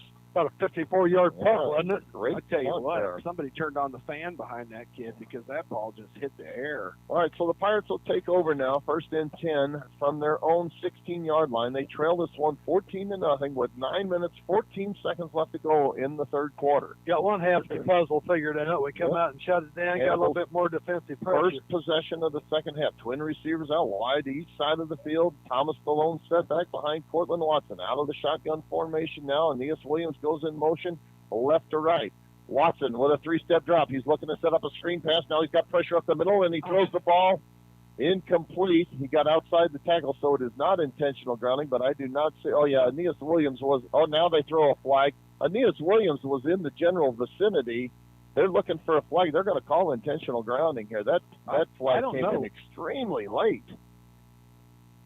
That was way late. That can't be grounding here. That's too late. Well, he was out of the tackle box. Yeah, he was way out of the tackle box, and Aeneas Williams was in the general vicinity of it there. So let's see what they're going to do here. The official picks up the flag now, and he looks to the near sideline. Yeah, he waves it off. Yeah, they were going to call grounding. The Smithville defense was politicking for grounding there, and they talked the official into it, but the side judge along this side ran over and said, no, Aeneas was fairly close to where he threw the football. So Cortland Watson is all the way over on the near sideline now, trying to get a play from head coach Jeff Geschwinder. Now he sprints out onto the field. They were trying to set up that screen pass there, Mark. With just 10 seconds left to go on the play clock, Cortland Watson comes set. Second down and 10. He'll come set under center this time. Takes a snap and hold everything. This looks like a penalty against Hannibal here, I'm afraid. Is it too much time? Timeout. Timeout. Still called timeout. That's interesting. Wonder what that's all about. So with 9 minutes, 7 seconds left to go in the third quarter, Pirates trail this one 14-0. You're listening to Hannibal Pirates in the Show Me Bowl on KHBL 96.9 FM. The law firm of Curl, Harkin Holiday is proud to sponsor Hannibal High Football. With over 40 years of combined experience, they're a general trial practice law firm meeting your needs and exceeding your expectations in matters including family law, bankruptcy, and serious personal injuries. Choosing the right attorney is important. Curl, Harkin Holiday will provide experience, integrity, loyalty, and dedication. The law firm of Curl, Harkin Holiday, located at 999 Broadway, downtown Hannibal. Welcome back to Faroe Field, Pirate fans. The Pirates have got the ball, second down and 10 at our own 16-yard line. Just underway here in the third quarter. Pirates do trail this one 14-0. Need to get a little momentum here going, guys. Be nice to move the ball down the field and cash in. Yeah, we had our defense step up and do what they needed to do. Now we've got to follow up and punch in a score here, get back in the ball game. Skip Wilson, a good friend of mine, is listening from Arizona. Good to hear from you, Skip. Portland Watson does come set under center with a split backfield behind him. That's Williams to the near side, Thomas Train to the far side. Fakes the handoff to Williams, quarterback keeper. He's out across the line of scrimmage, but nothing doing. He'll get maybe a yard on that carry. They have really defended the option play well. The option today. play is not there. It is not It is there at done. all. Yeah, they have. Take it out of the oven. It's dry. It's done. Let's cook something different. Folks. 91 yards total offense in the first half on 31 plays. We're just not getting We'll there give now. him a yard on that carry. It'll be third down. You know what, and guys? 8. I would love it right now. By God, give me a little bit of a freaking reverse deal, and I think we go for 6. Oh, that could be. Watson's going to come set under center with split backfield behind him on third down and 8. Man goes in motion. There's a pass play, and it is incomplete. Intended for John Klubine down the left side. That was about 4 yards too short. We had him on the out pattern, but it is incomplete, and that is going to bring up fourth down. The Pirates are going to have to punt it out deep in their own territory. Well, I tell you what, guys, this Hannibal offense has been anything but impressive today. I know that they're Well, I have read everything that I've read about Smithville that really praised their defense, not so much their offense, but and I can see that their head coach, Jason Ambrosian, has put together a really quality defense. 91 yards on 30 attempts, Joel's all we've had so far. Stop the Pirates, yeah. Yeesh. All right. Aeneas Williams standing in his own 7-yard line, ready to punt this one to Kelton Nitschke. He's moved way up. It's a high snap. And Williams gets this one off. There's no returner back there, so let's see how far it'll go. It's down to the 30-yard line to the 25 and still rolling, and now rolls dead at the 25-yard line. So it was a great punt there by Aeneas Williams. He flipped the field, and the Pirates needed him to do that. So 3 and out for the Pirates, and now Smithville comes on. They'll have it first and 10 at their own 25-yard line with 8 minutes, 13 seconds left to go in the third quarter, leading this one 14-0. Time to dial up another turnover, Joel. Come on, Dave. telling you. You got to do the same thing. We got to shut them down here and get the ball back. Here comes that old man to drive 55. I'm telling you. Again, they are In the very left lane. methodical, very methodical. They go about their business. Slow, methodical, but they get the job done. That's for sure. Hedgecourt comes set. Shotgun formation now. Donnell, the lone setback behind him. Handoff is to Donnell. He's hit at the line of scrimmage. He was actually hit in the backfield, but fortunate to get the back to the line of scrimmage. He actually gets a yard on that carry. Nice play by Zimmerman and Hardy. The Pirates blitzed, and Klubine was able to finish him off for a 1-yard gain, but they had him for about a 2-yard loss. That was all on Donnell. Hannibal has got to get Smithville off of offense, or else they're not going to have a chance to score. Oh, yeah, they're taking their time. They are going to milk that clock. I'm telling you. It's just agonizingly This is slow. All right, second down and 9 now from their own 26-yard line. Hedgecourt takes all the time he can, takes a snap. There's the pitch to Donnell. He's trying to bust to the outside, and he's not going to make it. He's going to get hemmed in and knocked down after about a 1-yard gain. John Klubine was out there leading the charge, and we'll give him about 2.5 yards on that. It'll make it third down and 6 from their own 29-yard line. Neither team's run the ball very effectively today, and theirs has all been on 2 long passes. Look for a pass play here. We break this one up. We'll get the ball back. So Third down and 6 now from their own 29-yard line. Twin receivers out wide to the near side now. Hedgecourt comes set. Shotgun formation. Single tight end set to the near side. And he takes a snap, spins the ball in his hands, and he lets this one go. It's a long pass play, and it is caught. Down to the 40, to the 35, to the 30-yard line. He got behind the Hannibal Pirate defender. That's number 2, Daquan Powell. They got behind him, and he made them pay as a deep pass down the right side. He threw that. That was a pretty throw that Hedgecourt made. That was beautiful. You know, Mark, I hate actually kind of talking good things about the opposing team. But the fact that ball was thrown where only he could catch it. It was to his End of outside discussion. shoulder. Yep. Hedgecourt has really impressed me, Yeah. Joe. You got to give him credit where He credit's has due. really thrown the ball well. He's probably the best quarterback that we've faced this year. Yeah, but he's Accuracy. beatable. We just won't beat him because we're not going to beat ourselves. We're not getting any pressure. First and 10 from our 30-yard line now. Hedgecourt comes set with Donnell, the lone setback behind him. Twin receivers out wide to the far side and hold everything. We got a whistle. See what the play is here, what the call is. We have got too much time against Smithville. That'll back them up 5 yards. They'll have it first and 15 on the delay of game penalty from our 35-yard line. And, man, they're taking some time off the clock. We're down under 7 minutes left to go in the third quarter. Hannibal, in order to score, has got to have the ball, guys. Yep. Yeah, I mean, 100%. They got to get the ball back. Cannot score without the football. Twin receivers out wide to the far side now on first down and 15 from our 35-yard line. Hedgecourt comes set. Shotgun formation. Takes a snap. 5-step drop. Looking to throw. Throws it deep over the middle of the field. He's got a man down at the 5-yard line, and it is broken up at the last second. Broken up at the last second by Markel Humphrey. Great looking play by Markel. Is that Markel or is that Aeneas? I had 33. I think it was Aeneas, wasn't it? That's I 22. thought I had 33. Was it He 22? was in there, baby. Way to go, Aeneas. Either way, that was great Oh, coverage. beautiful. It really was. Beautiful. Yeah, I thought it was 33 on that. It broke it up, but that Too far makes it- away with the naked eye for me. Yeah. Second down and 15 now from the Pirates' 35-yard line. Hedgecourt will come set out of the shotgun formation. Takes a snap. There's a pitch to Donnell. Donnell trying to break it out to the far side. Guys to Greenwell had a shot at him. He breaks back inside now. He's got guys in front of him, blockers in front of him. He's down inside the 10-yard line. And finally knocked down at the 6-yard line. Donnell let his blockers get in front of him, and he took it all the way down Tackles.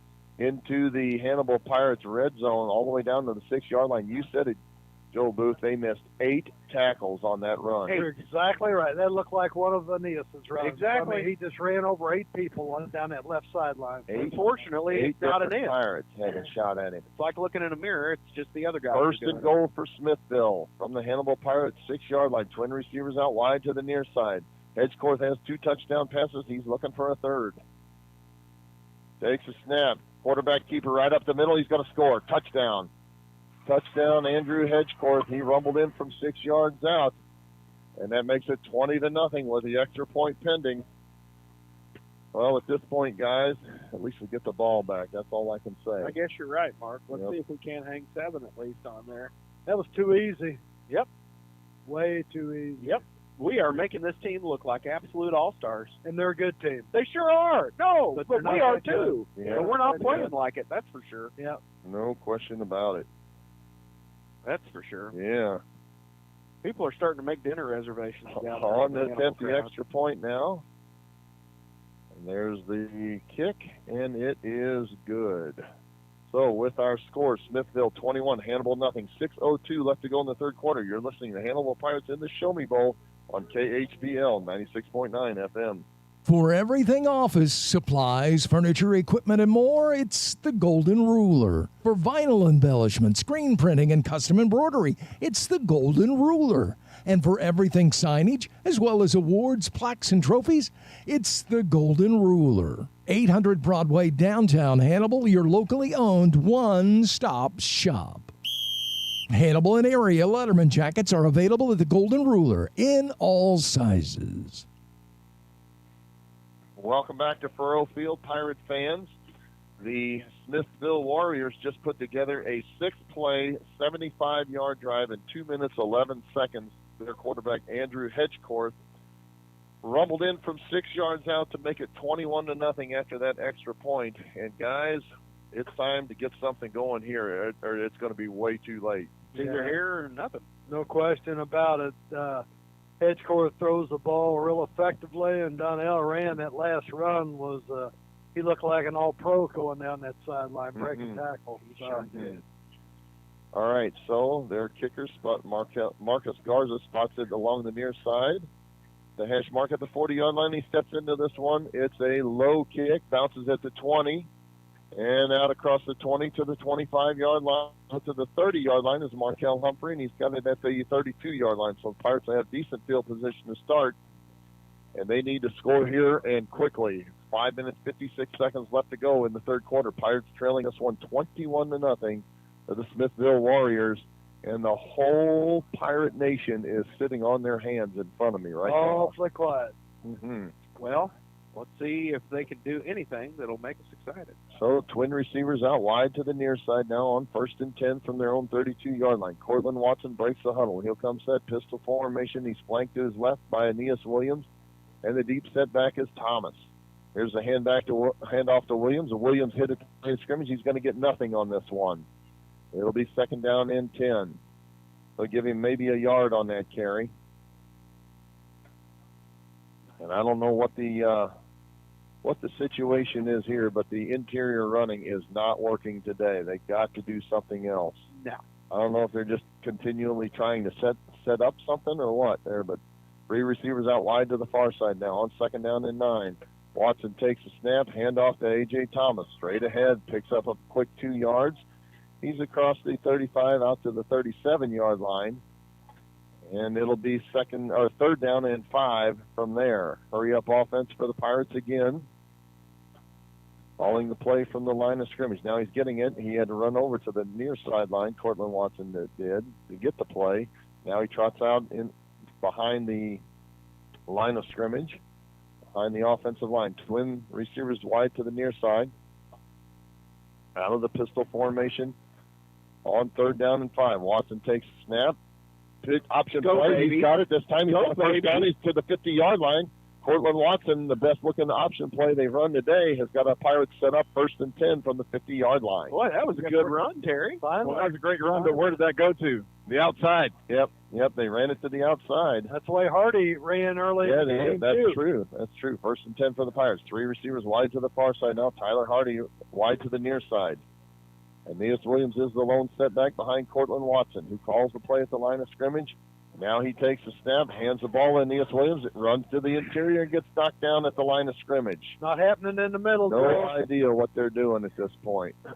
Just about a few plays away from going down the hall and letting us know that doesn't work. They ran it right into the teeth of the Smithville defense that time with Aeneas Williams, and he gets no gain on that play. I'm going to follow you to see how that works for you, Joel. It probably won't go too well. I can tell you once, I'll only do it once, that's for All sure. right, single tight end set to the near side now on 2nd down and 10, pistol formation. Williams goes in motion now, left to right.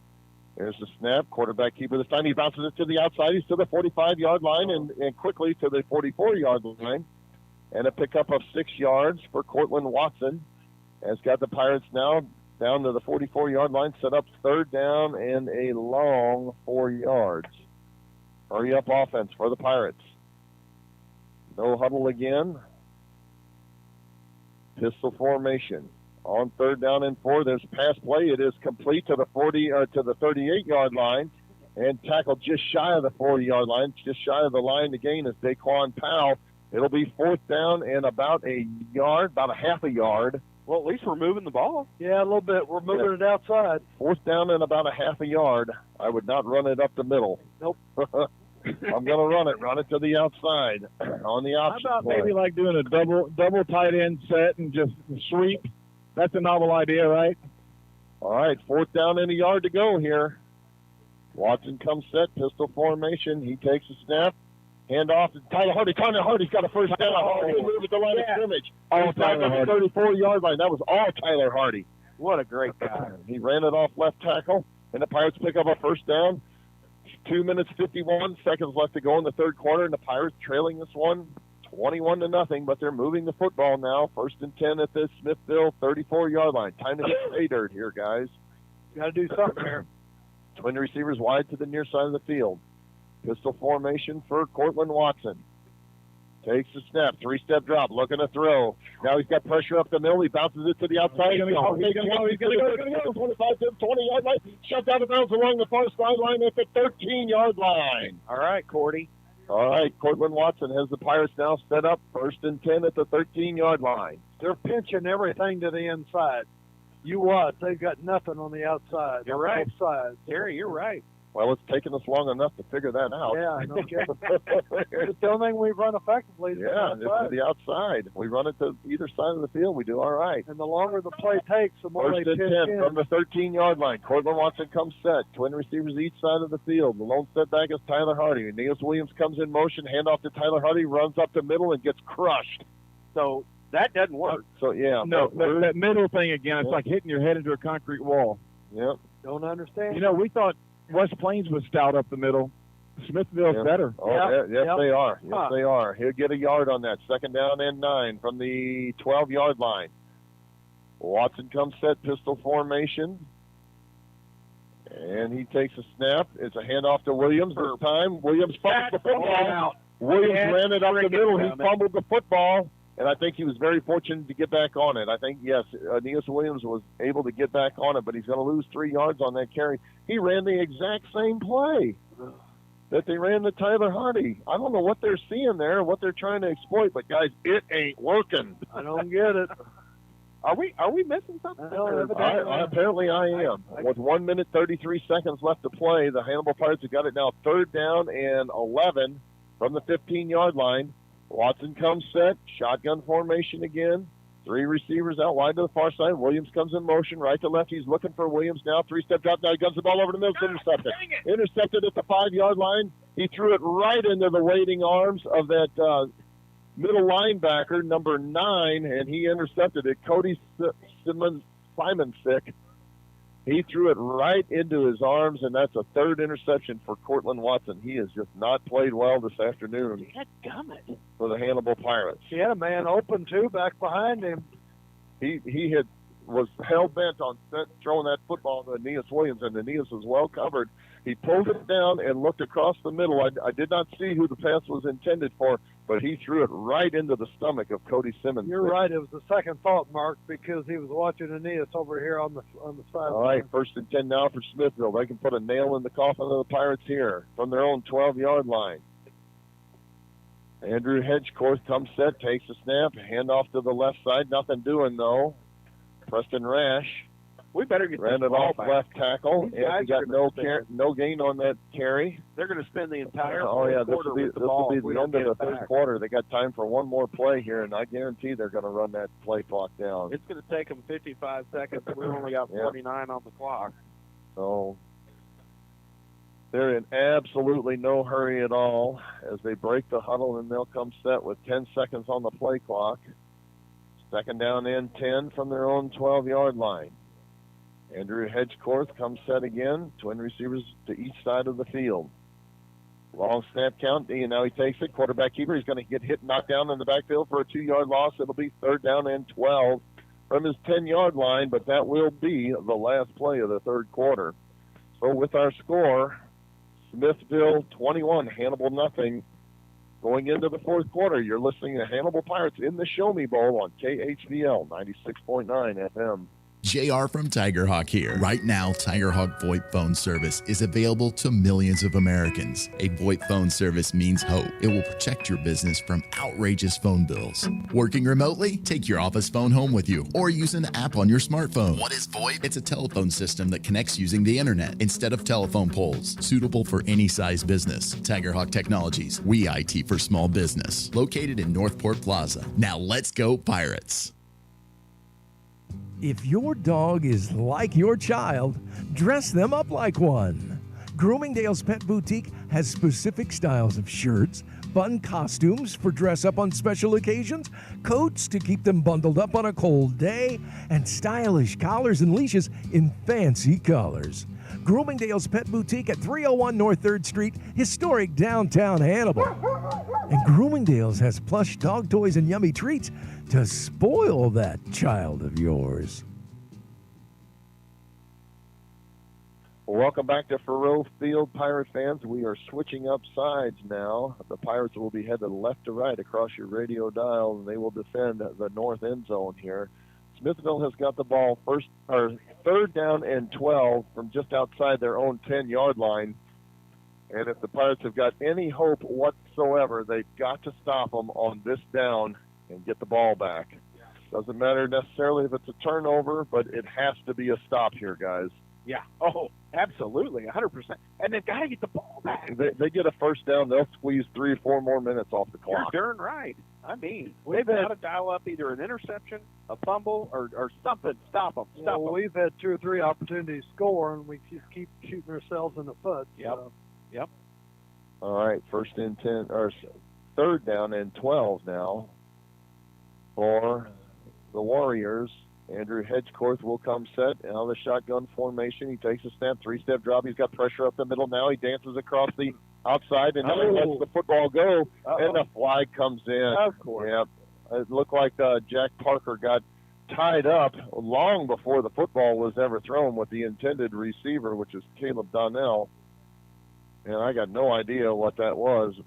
I honestly didn't see it. I didn't know if I don't know if Joe, if you saw it or what happened there, but they were both laying down on the ground when the football was thrown. Exactly. Let's just say crap. That was incidental. Yeah. Yeah. Well, they're going to call pass interference, and so Here we that'll go. be a first down. Way to bail them out there. No kidding. Yeah, I was looking downfield. All I saw was the 2 players laying on the turf. I thought they just got their feet tangled up together, but I didn't see the whole thing. I honestly didn't. All right, that brings the ball all the way out to the 26-yard line of Smithville, and they'll have it there first and 10 at their own 26. So after fighting that hard, the Pirates give up a first down on that pass interference call. There's a pass play out into the flat. It is complete to the far sideline and hit and knocked down after no gain. Actually going to lose about a yard on that play. Well, here's the stats from the third quarter. Yeah. Should we read them? Well, go ahead. Oh, Go ahead. Man, I don't know. Smithville had 13 first downs in the first quarter. Rushing yards, 117 on 28.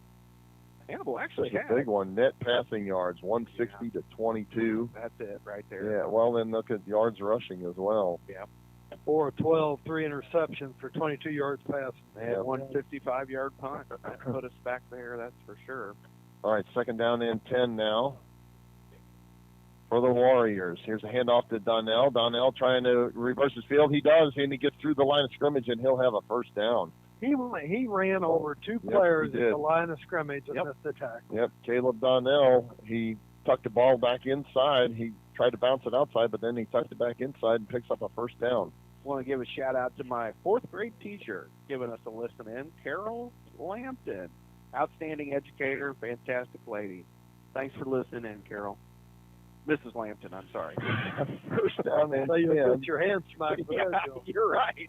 And Andrew Hedgecorth breaks the huddle, and he'll come set from his own 39-yard line on first and 10. 3 receivers out wide to the far side now.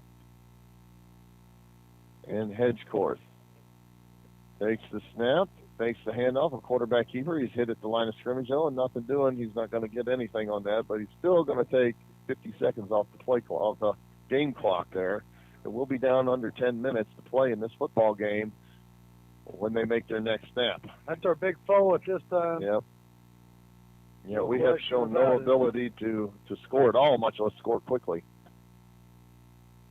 Hey, can somebody check my bingo sheet and see if I got 070 at the bank? I didn't ask anybody to get it. All right, now second down and 10.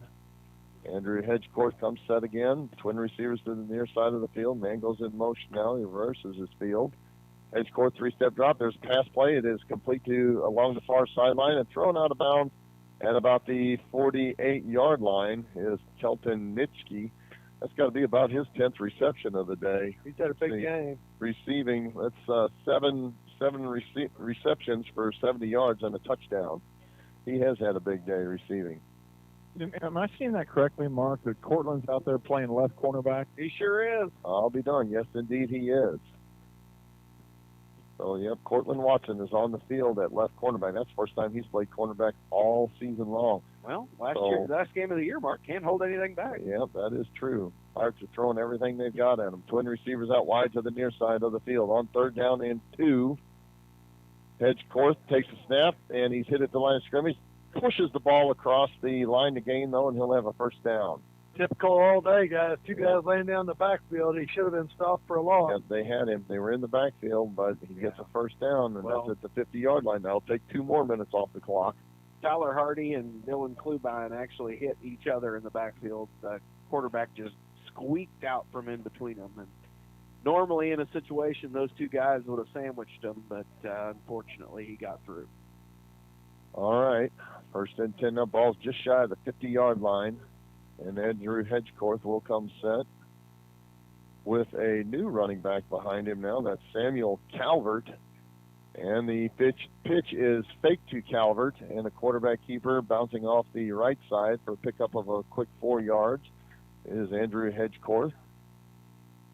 And he'll have it there, 2nd down and 6, just shy of the Hannibal 46-yard line. 9 minutes to go in this football game, and it's been all Smithville, 21-0 over the Hannibal Pirates. Yeah, they're not doing anything fancy. They're running a little bit of an option. The quarterback counters off of it or pitches off, and they're getting just enough to get first downs.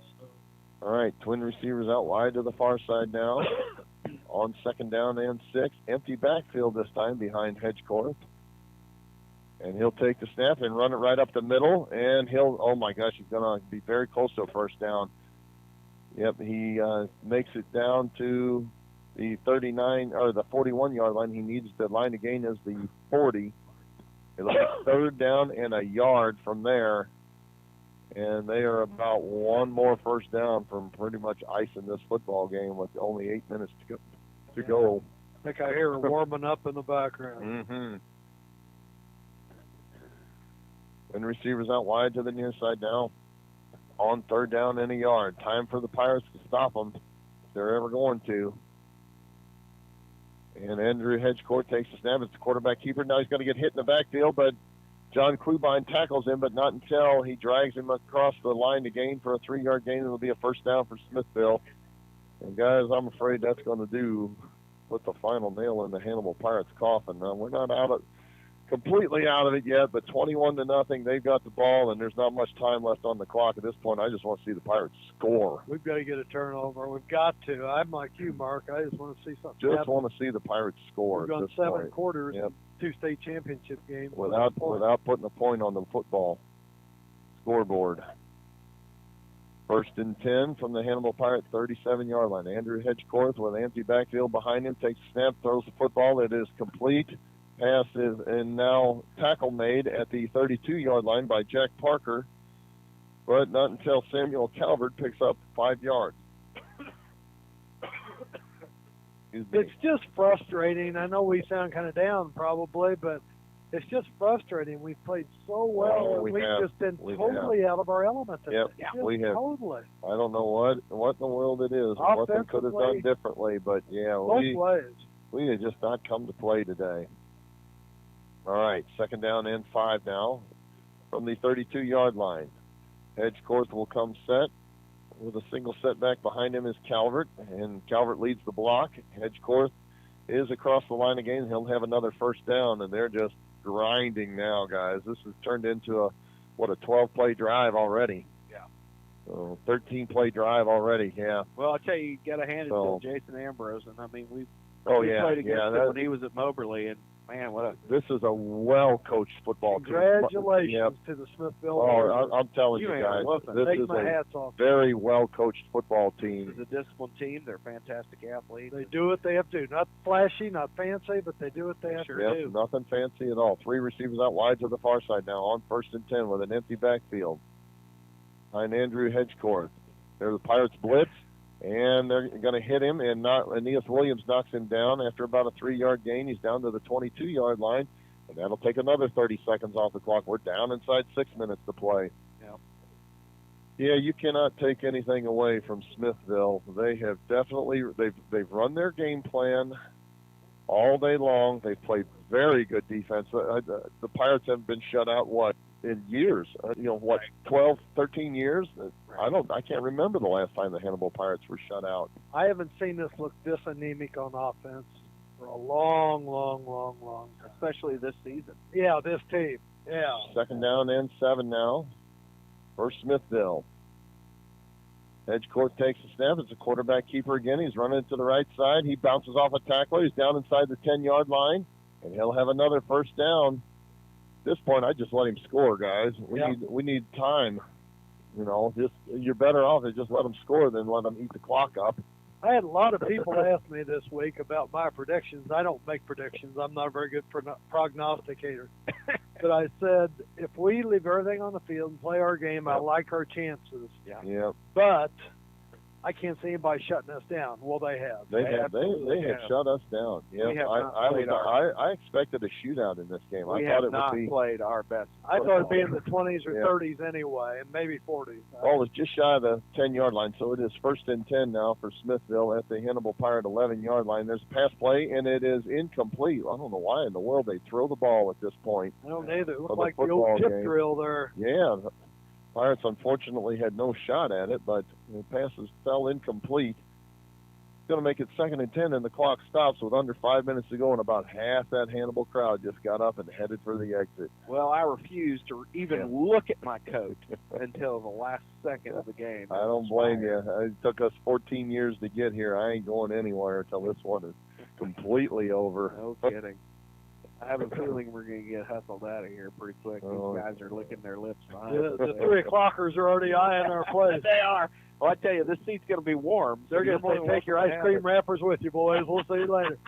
And now we got a timeout call on the field with 4:48 left to go in the Show Me Bowl. Pirates trail this one 21-0. You're listening to Hannibal Pirates in the Show Me Bowl on KHBL 96.9 FM. Hannibal Appliance, a name to remember if you need a quality used appliance that comes with a 30-day repair or replace warranty, or if you need expert repair or replacement parts on your current appliance. Jeremy Shoemate is the proprietor of Hannibal Appliance, located at 306 Broadway. Telephone 573-795-1569. Remember, Hannibal Appliance.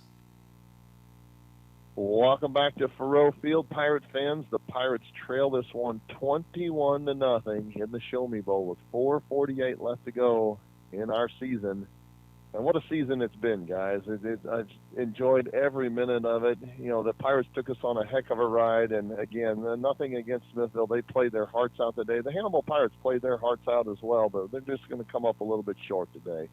Just didn't come out today for whatever reason, offensively or defensively. Congratulations to all the Pirates, their parents, their community. We're disappointed, but we still love you guys. That's for sure. Andrew Hedgecourt will come set. 2nd down and 10 from the Pirate 11-yard line. Hedgecourt takes a snap as a quarterback keeper. He's hit and knocked down after a 1-yard gain. He's down inside the 10-yard line and driven down by number 79, a very talented sophomore. Good things coming for the Hannibal Pirates with Trenton Cowden and the rest of that sophomore group. Yeah, they're losing a lot, but they have some good kids coming back. We always reload. Great things to build on, Yep. All right, 4 minutes, 20 seconds left to go. I got to tell you, I'm actually a little cold. That's why I put this jacket on. I'm glad I brought this jacket. I'm laughing at myself this morning. You donkeys up there talking about being cold, I'm sweating down. Swing receivers out wide to the near side. On 3rd down, Hedgecourt takes a snap. He's hit at the line of scrimmage and knocked down after about a 2-yard gain. That's going to bring it 4th down and 7 from the Pirate, just outside the Pirate 8-yard line. And they'll probably go for it. The Pirates are going to call timeout. Yeah, like I said, just under 4 minutes left to go, and most of the Hannibal faithful now is headed for the exits. But again, guys, it's been a pleasure to work with you all year long. I have just enjoyed the heck out of it. I look forward to this year round. And The Pirates did not disappoint me. I was so excited to be able to come here today. It's been an honor. It's been a privilege. And I am very humbled to just be here today. Well, like I said before the game, you're the driver behind the wheel, Mark, and I'm glad you got back to here. I wish we'd have had a state championship for you, but it's been a pleasure for me as well. It's always fun, and whoever can or can't be there, we all step in and enjoy what we do. I kind of feel like a fish out of water week by week, just sitting in between these two football giants here. You know, I'm just kind of the pretty face on the radio. We're actually going to try a field goal here. Well, we need the identity too, Joel. Well, that's true. Yeah. 24-yard field goal attempt by Smithville. And there's the snap. It's a good one. The kick is up, and it is good. So that makes it 24 for Smithville, nothing for Hannibal, but 3:54 left to go in the football game. And, guys, if nothing else, it's time to score. Yep. Well, might as well. I mean, we haven't done anything else. Might as well try something new. I do not want to go home without scoring. So they have to close down 19 with all these people headed back at the same time. I think you're right. There's Guys, definitely going to be a traffic That was jam. an 88-yard drive, 19 plays that they just put together there. How long? That took that was 9 minutes and 15 seconds. Yep. They just took off the clock. Yep. 9 minutes and 15 seconds on that field goal drive. We've been following this old man from Springfield, Missouri. We're now at Rolla, and he just took the same turnoff to go to on 67 that we did. Now we're on a 2-lane road with him. That's the best description I can give, Joel. Oh, And my you hit the gosh. nail on the head. I mean, they are very methodic. They go about their business, very businesslike in how they perform. And, you know, you got to take your hats off to them. They came in with a game plan, and they've succeeded in shutting down. Everybody knows how talented the Hannibal Pirate offense is, but Smithville defense has come to play today. Here's the kick. It's a short one. It is taken by Markel Humphreys across the 20-yard line looking for a block. He gets a couple, and he's out to the 25-yard line. And that's where the Pirates will take over 1st and 10 from just shy of their own 25-yard line with 3:47 left to go in the football game. Joe, I don't know if you can hear me. You're getting a better perspective than they are, but fundamentally they're doing everything right on offense, No, they are. on defense, on special teams. They just They you got are. to take your hats off to them. It's like I said, I don't like to give praises to the team we're playing, but I will today with Smithville. They are These guys fundamentally are- sound. They are. guys, there's no leaks anywhere.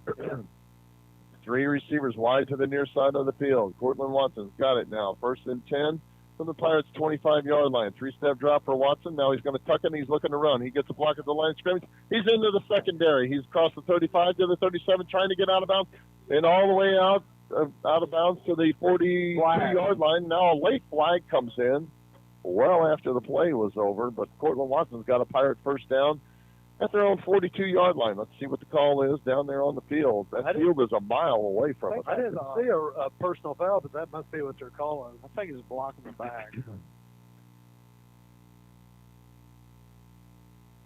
It is a personal foul. Huh. What's that call? I don't know. Oh, I don't know. What was that call, Joe? He said personal foul. I could be wrong, but I think. Oh, you know what? I think it was Robinson on the lead block out here on the left side around where Cortland went out of bounds. But honestly, I saw nothing. Actually, I saw Robinson go flying, not the other guy. Wow, interesting. Personal foul on it.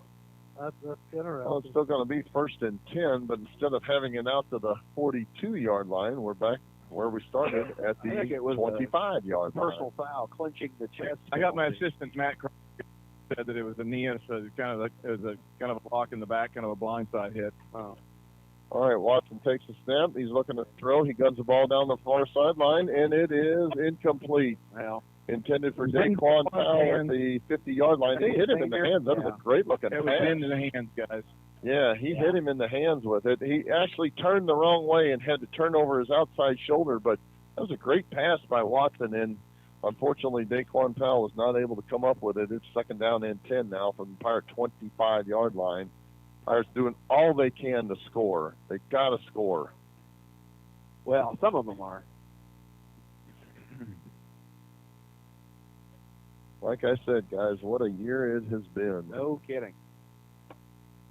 Set a lot of records, established a lot of personal goals, but Aeneas Williams steps into the backfield now on the Wildcat offense this time. He takes a snap, and what in the world was that? tried to pitch it, and they What in the world was that? That literally, Aeneas Williams took the snap, and he held the ball up, and Smithfield just ran in and took it. What was that, Joe? So Aeneas took it on the Wildcat snap. Yeah. It looked like Cortland was coming back around for it. Yeah. He tried to pitch it high in the air, but the defender came through there, Batted tipped it out of the air. Yeah, the defender tipped it. I saw that. Yeah. I didn't see Cortland coming back. He literally held the ball out in front of himself, and then when he pitched it up in the air, the defender just took it. It looked like he was doing a jump shot with it. I've never seen such a deal. I have no idea what that was. So Smithville can take a knee now a couple of times, and we'll be out of here. 3:30 left to go in the football game. They got it 1st and 10. The Pirate 19-yard line. At this point in time, I'd let them score just to get the ball back. There's the handoff to the right side, and a pickup of a yard or two. It's got the Pirates down to just 3 minutes, 10 seconds left to go, and Smithville has got the ball 2nd down and 8 at the Hannibal Pirates 17-yard line. Yeah, I have no idea what the world that play was. Well, I knew the guy jumped up. He looked like a blocking a basketball shot or something. Yeah, exactly what it was. Exactly what it was, Terry. All right. So Andrew Hedgecorth breaks the huddle, and he'll come set out of the shotgun formation. Donnell, the lone setback, takes the handoff, and he's down inside the 15-yard line and tackled at the 14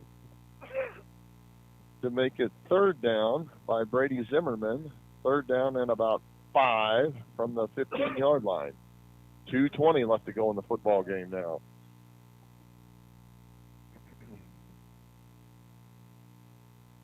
And Hedgecorth will break the huddle with 20 seconds left to go on the play clock.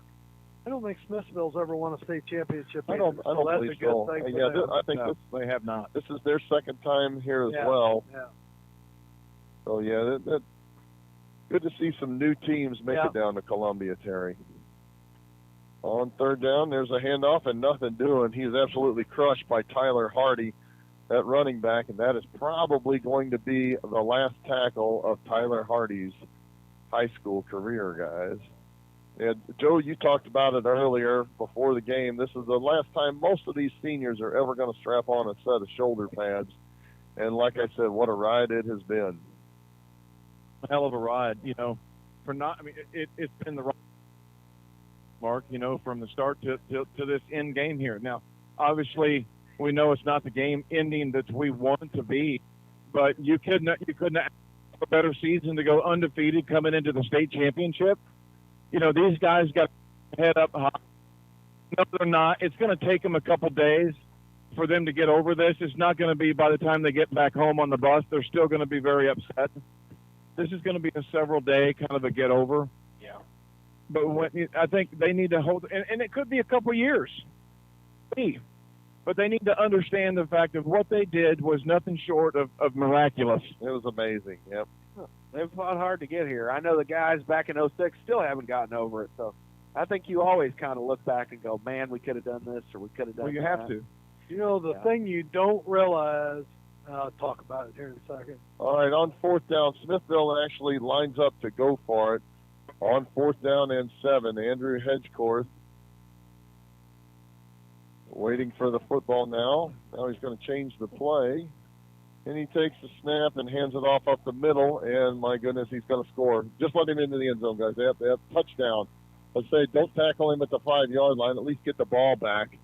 So that's going to make it 30-0 with 1:37 left to go. Touchdown run by number 20 that time. That is Preston Rash. And the extra point pending. Hannibal will get one last crack at scoring this afternoon.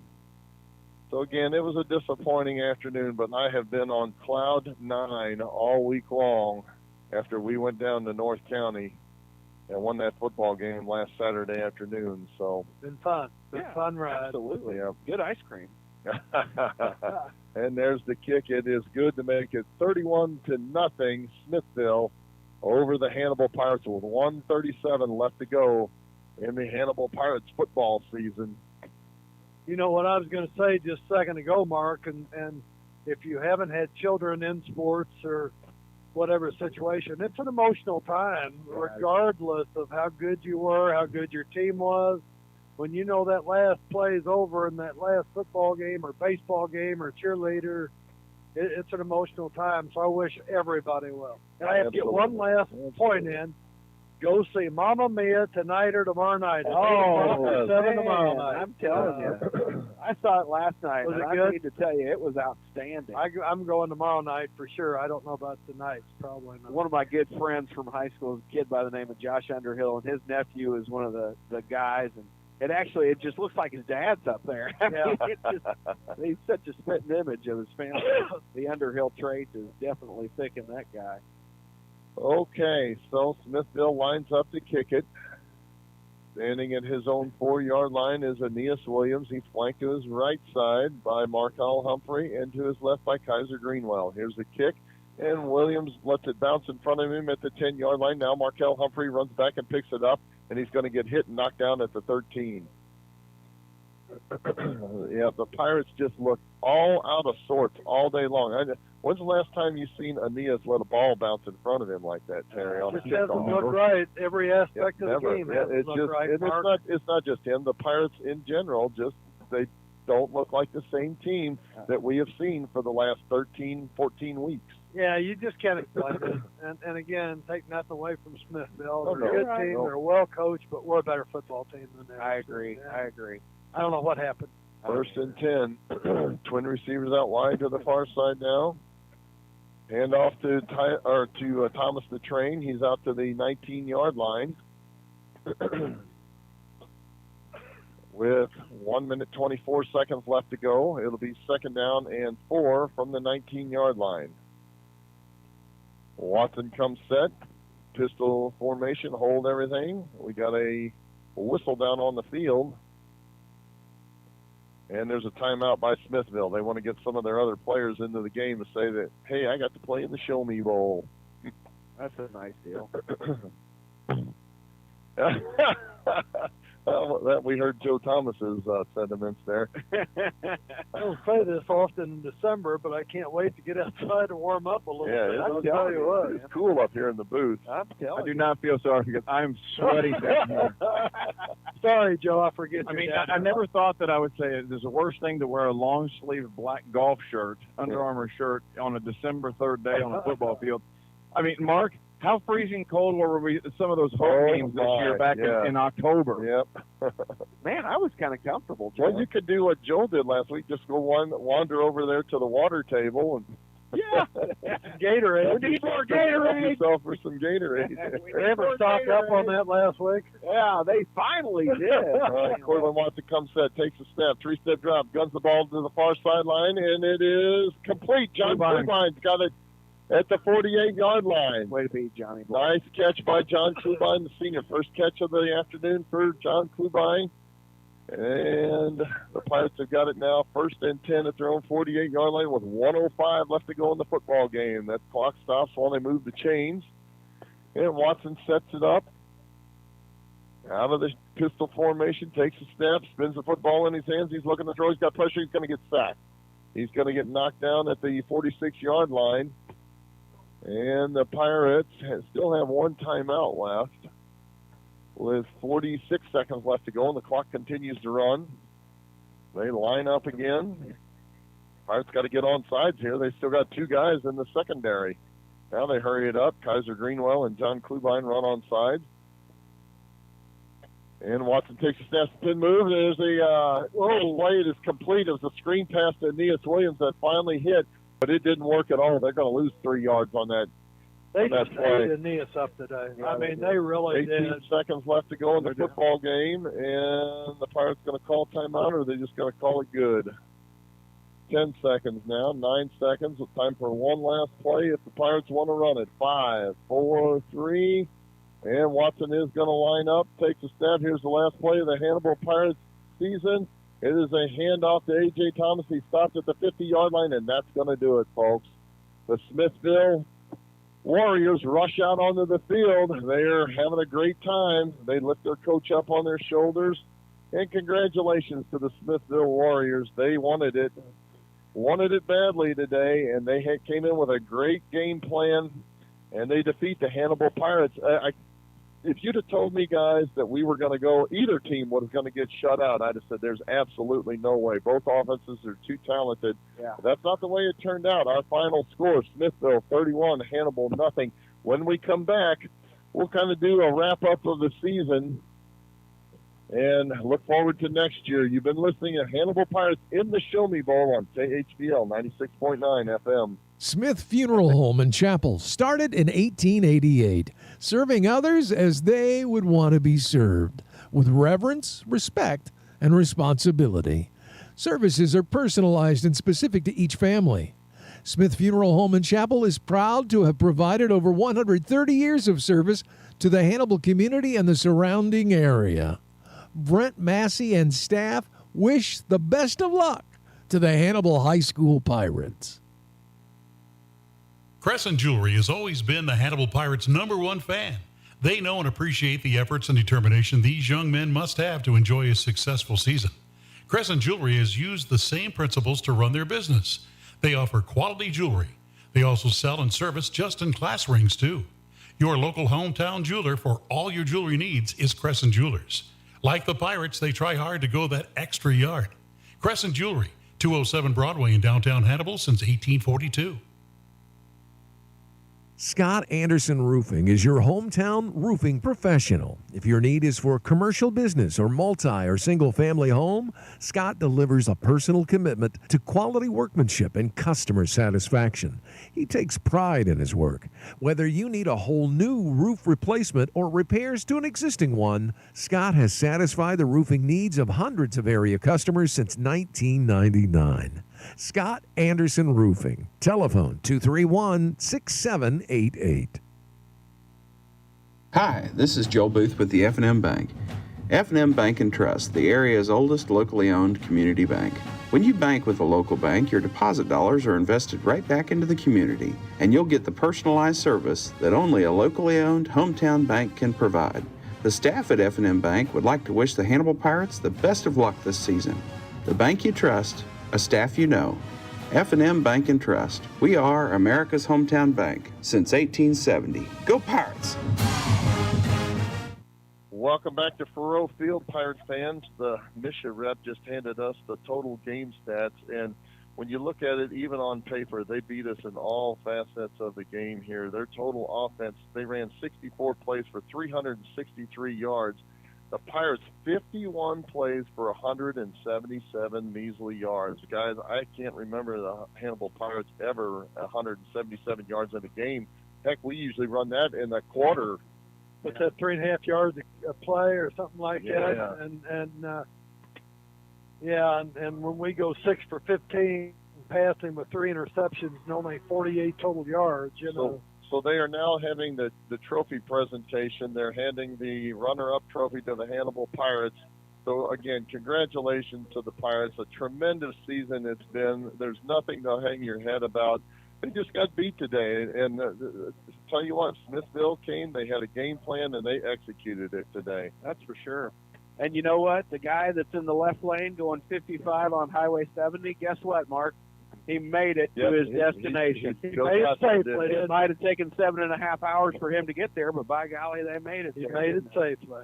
Our last piece of business is we've even forgot to mention, but our Hannibal Pirate KHBL Player of the Game today will receive, as he has in about the past 6-8 weeks, a large one-topping pizza. Compliments of Casanos. Our good friend Matt Harvey's been along with us for quite a while now, and we appreciate Casanos giving us a pizza, a one-topping pizza to award to our Hannibal Pirate KHBL Player of the Game. not a lot of good things happened today for the Hannibal Pirates, but one kid did step up and had a pretty solid game for the Hannibal Pirates. We've called his name several times, and that's Tyler Hardy. Tyler Hardy, of course, that was his last game ever played as a Hannibal Pirate, and he played well on defense, had some big hits, had a couple of big carries on offense as well, guys. Absolutely, Mark. And I tell you what, you could have given that to a couple of other guys. There was a few people that really played hard. For the most part, Hannibal had a tough opponent. You put a different person in there, and the things would have been different. You never know. There's a million different variables, but I think Hannibal showed up. By golly, the city of Hannibal showed up to support their boys. That's for sure. Maybe we should give the player of the game to these fans. I'm telling you what, they drove here, and people that we haven't seen in 30 years. Pieces you think Harv could slice that into? Well, I tell you what, that would be a party piece. So I know he cuts it in squares, but you think he could get 1,000 squares? I don't know what it is, but you get a medium, and when you get a medium somewhere else, you only eat half of it, and you're full. There's something about Casano's pizza, though. When you eat a square, you can always get room for another square. That's for darn sure. That's why I have to limit myself to a medium when I get it, because I eat the whole thing. They don't add up cumulatively. No. I think you're right. I don't know what. I just like to say to the seniors and their parents, congratulations, and cherish these memories because you'll have them forever. Oh, well, that's for sure. Once again, folks, I'm humbled to be here. It was an awesome season. What an experience, and congratulations to the Hannibal Pirates. Congratulations to the Smithville Warriors on their state championship, and hopefully we'll be able to come back here next year, guys, or shortly after that, because I sincerely have enjoyed it. Yeah, it has been a lot of fun to be here. The experience of just getting in the elevator and going